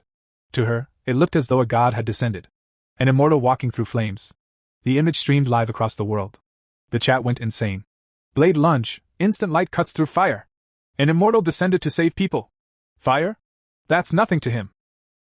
The man who split the king of flames, one blade. The forest burns. The live stream shot to #1 worldwide trending. Views surged beyond imagination. Elsewhere, Chu Qingli sat with her bespectacled friend. Suddenly, her friend gasped at her laptop. Qingli, come quick. An immortal really descended to save someone. Cultivation experts are real. Heavenly fire is real. Without looking, Chu Qingli replied coldly. Don't believe that nonsense. It's all staged, special effects. Then her eyes drifted to the screen. She froze. Her breath caught. She recognized the figure instantly.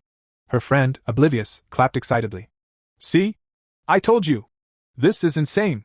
Chu Qingli forced her expression to remain calm. This video is fake, she said stiffly. All effects. But inside, fear crawled up her spine. Impossible. That can't be him. It just looks similar. If it really were him, he'd have been burned to ashes by now. Her fists clenched. And if it really is him, would he take this chance to get back at me? Her jaw tightened. No. I'll never bow my head. The scene shifted once again. This time, to the 81-year-old sultry woman and Lin Yi. Both of them were staring at the same live stream. Flames. A blade. A figure standing calmly within the inferno. The sultry woman narrowed her eyes, then turned toward Lin Yi. Doesn't he look familiar? She asked slowly. Like the pioneer who saved us from those vine creatures? Lin Yi's gaze darkened. I was thinking the same thing, she replied seriously. And recently, I found out that a top-tier expert who broke through to the spirit creation realm lives near my place. She paused, then added quietly. Could they be the same person? The live stream played endlessly across screens everywhere. In another place, a young girl leaned toward the boy beside her, eyes shining. Old lie, don't you think that's Wong? She whispered. He looks even stronger now. The boy swallowed hard and nodded. Damn right. That blade swing. It's exactly the same. He grinned with all. We really latched onto a monster-level big shot. The narrative shifted again. Inside the Spirit Association headquarters, a heavy silence filled the hall. Several seniors sat gathered around a long table, expressions grim. The city's crisis is drawing closer, one elder said slowly. And our pioneers are severely understaffed. Others nodded, voices overlapping with concern. Then another senior spoke. I heard the military already held in-depth talks with Fang Yi. At that, Su Qinging immediately spoke up, her tone firm. I trust him, she said without hesitation. He'll definitely help us. Nearby, Jilon leaned back in her chair, murmuring with a mix of awe and disbelief. To reach the spirit creation realm in such a short time. She exhaled. What kind of monster is he? Even anomalies tremble before him. And how many high-level attributes does he even have? At the main seat, Han leaned forward, fingers interlocked. 3, he said calmly. Maybe more than 3. He straightened, his voice steady and decisive. With potential like that, our current threats are nothing more than clown antics. Recruiting him is the only logical choice. Jilon looked up sharply. You mean, the higher-ups plan to approach him personally? Han nodded, but his expression remained cold. Yes. But they're not quite ready to lower themselves yet. After all, every top pioneer before Fang Yi had risen from within the military. Standing up, Han continued as he walked away. Let's see what he lacks. New weapon prototypes. Specialized training environments. All of it can be provided. He paused. And handled the live stream. Every copy. Every trace. Su Qinging lowered her eyes slightly. The entire Spirit Kai circle of Xia Nation is already focused on him. Jilon, meanwhile, smiled faintly. That kid! He really makes you look forward to what he'll do next. The scene shifted again. Inside a hospital room, a badly injured man lay unconscious on the bed. Beside him sat a young woman, holding his hand gently. Teacher, she whispered softly. Xia Nation has a new hope. With someone this powerful appearing. She smiled faintly. Your chances of waking up have improved again. One day passed. Morning sunlight filtered into Fang Yi's apartment. He sat at the table, eating breakfast, his thoughts still tangled in yesterday's chaos. That live stream. Who would have thought a streamer would sneak into the back mountain just for clout? What guts. And yet, the video had vanished completely. The live stream. The reposts. Every trace erased. Military, or the Spirit Association. He muttered. Then his eyes flicked toward the door. Wait. Lenny didn't come back last night. She didn't even send a message. His brow furrowed. Even if it was a mission. He grabbed his phone and tried calling her. No connection. Again. Nothing. Outside the service area. His expression darkened instantly. That girl wouldn't be this careless. Unease crept into his chest. This is bad. He stood up sharply. I need to find her, now. The scene shifted again. Deep within the forest. Lin Yi and the 81-year-old sultry woman were trapped. Blood stained their clothes. Their breaths were shallow. Trembling, Lin Yi asked quietly. 81, how long have we been stuck here? The sultry woman shook her head weakly. About 10 hours. I've lost track. Her voice cracked. I'm sorry. I dragged you into this. At first, I thought it was just an ordinary shadow wraith. Lin Yi shook her head firmly. No more apologies. Her gaze hardened. In the end, I'm still not strong enough. She steadied her breathing. Stay alert. Conserve energy. Her thoughts drifted unconsciously. Back to that day. Standing on the street. Looking up into the sky. Watching his breakthrough. That overwhelming presence. That power.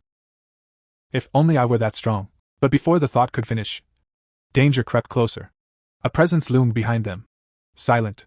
Predatory. The monster appeared. The moment it saw them, it raised its claws. Lin Yi sensed it instantly. Behind us! She turned sharply. A laser-like beam burst from her hands, slicing through the darkness. One head fell. But then, they saw the truth. The creature's body was covered in heads. Twisted. Fused together. As if countless corpses had been stitched into one. The monster collapsed briefly. The sultry woman trembled. These, she whispered. Are these the people who got trapped here? Lin Yi's expression turned grave. They're no longer human. They've become abnormal walking corpses. She clenched her fists. It's playing with us. It wants to drag us down with it. The severed head dissolved into black fog. The sultry woman's voice grew heavy. Not only are our attacks ineffective, our spiritual energy is being drained rapidly. She looked around in despair. We don't even know where the real body is. It's waiting for us to exhaust ourselves. And then, her voice trembled, toying with us like rats. Black fog churned in all directions, sealing off the forest like a living prison. It swallowed sound, light, and distance alike. Within it, the monster could not be seen clearly, only felt, making it seem utterly invincible. Lin Yi and the 81-year-old sultry woman stood back to back, breathing heavily. Their nerves were stretched to the limit. Neither of them knew how to fight something they couldn't even properly perceive. Then, a red, circular eye opened within the fog. The moment it appeared, it began releasing bubbles that looked like coagulated blood. As they drifted outward, the bubbles burst one by one, transforming into countless tiny, liquid-like eyes that floated in the air, staring at them from every direction. Go to hell, damn creature! The sultry woman screamed, unleashing her attack in rage. Lin Yi's expression changed sharply. It's losing patience. Don't get careless! But the warning came too late. Behind Lin Yi, within the fog, a gigantic eye silently opened. In an instant, she felt it. Countless gazes locked onto her. Her vision warped. Reality fractured. Hallucinations flooded her mind, drowning out all other sensations. A bone-deep terror seized her heart, as if death itself had already decided her fate. From the fog, numerous blackened hands stretched outward, grabbing at her limbs, dragging her down into the darkness. I can't hear 81 anymore, Lin Yi thought hazily. So this is how it ends? Regret washed over her. I was too reckless, too confident. I thought the two of us could handle this mission alone. But the path of cultivation had always been cruel. She had known this day might come, disappearing in some nameless corner of the world. I wonder, what will the world look like after this? What role will the hidden pioneers play as spiritual revival surges forward? She would never see it. Her eyelids slowly grew heavy. She tried to lift her hand, but her body no longer obeyed. Then, boom! Lightning tore through the darkness. A blinding bolt ripped the fog apart, its radiance shredding the black mist like paper. From within the lightning, a figure emerged. Our hero stood there, smiling faintly as he looked down at her. You almost slipped right out of my hands, he said with a laugh. Lin Yi's eyes widened in shock. At that moment, he was already right in front of her. He stepped forward and slammed his lightning-charged hand into the ground. Crack! A devastating surge of lightning exploded outward, annihilating the fog in a single strike. Lin Yi stared at him, stunned. My cousin. He saved me. This wasn't an ordinary person. But before she could process it, the monster reformed. Its grotesque body of countless eyes and dark energy lunging toward him. Be careful! Lin Yi shouted desperately. The abnormal's true body is on your right rear side. Our hero merely chuckled. He drew his sword. Perfect, he said calmly. Let's see how heavenly fire handles darkness.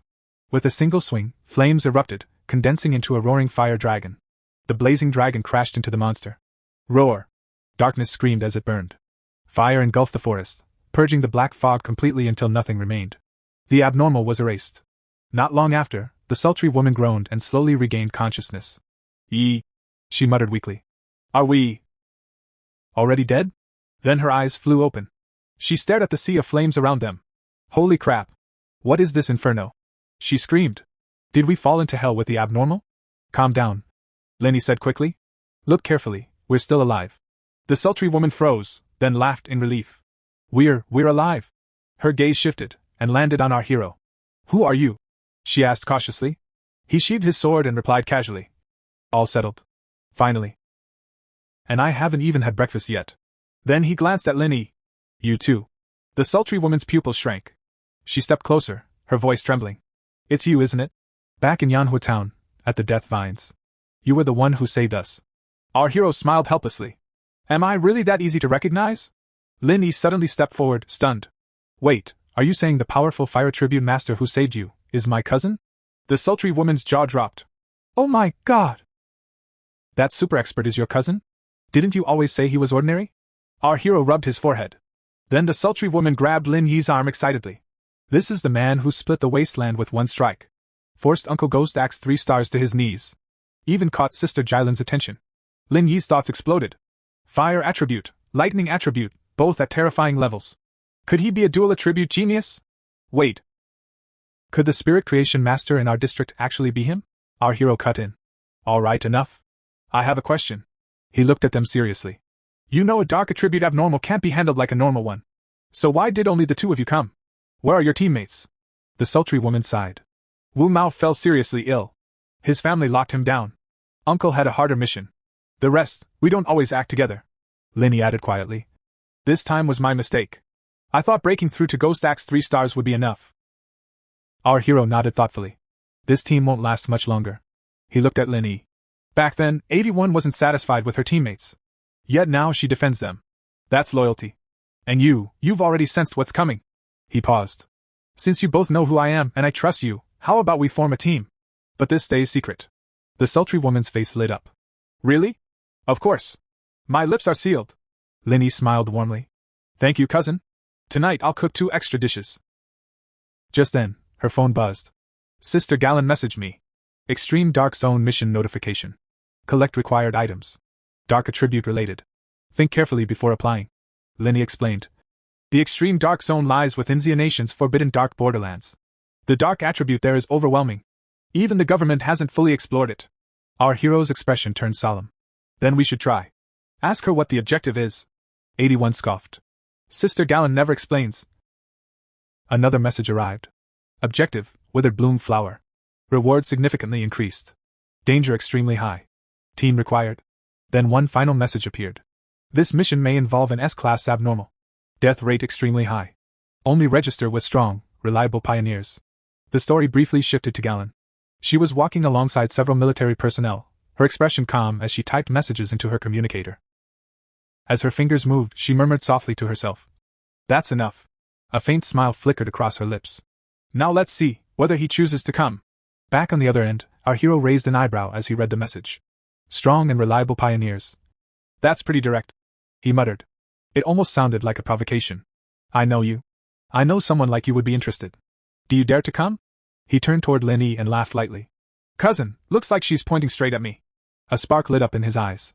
Interesting. This extreme dark zone. He grinned.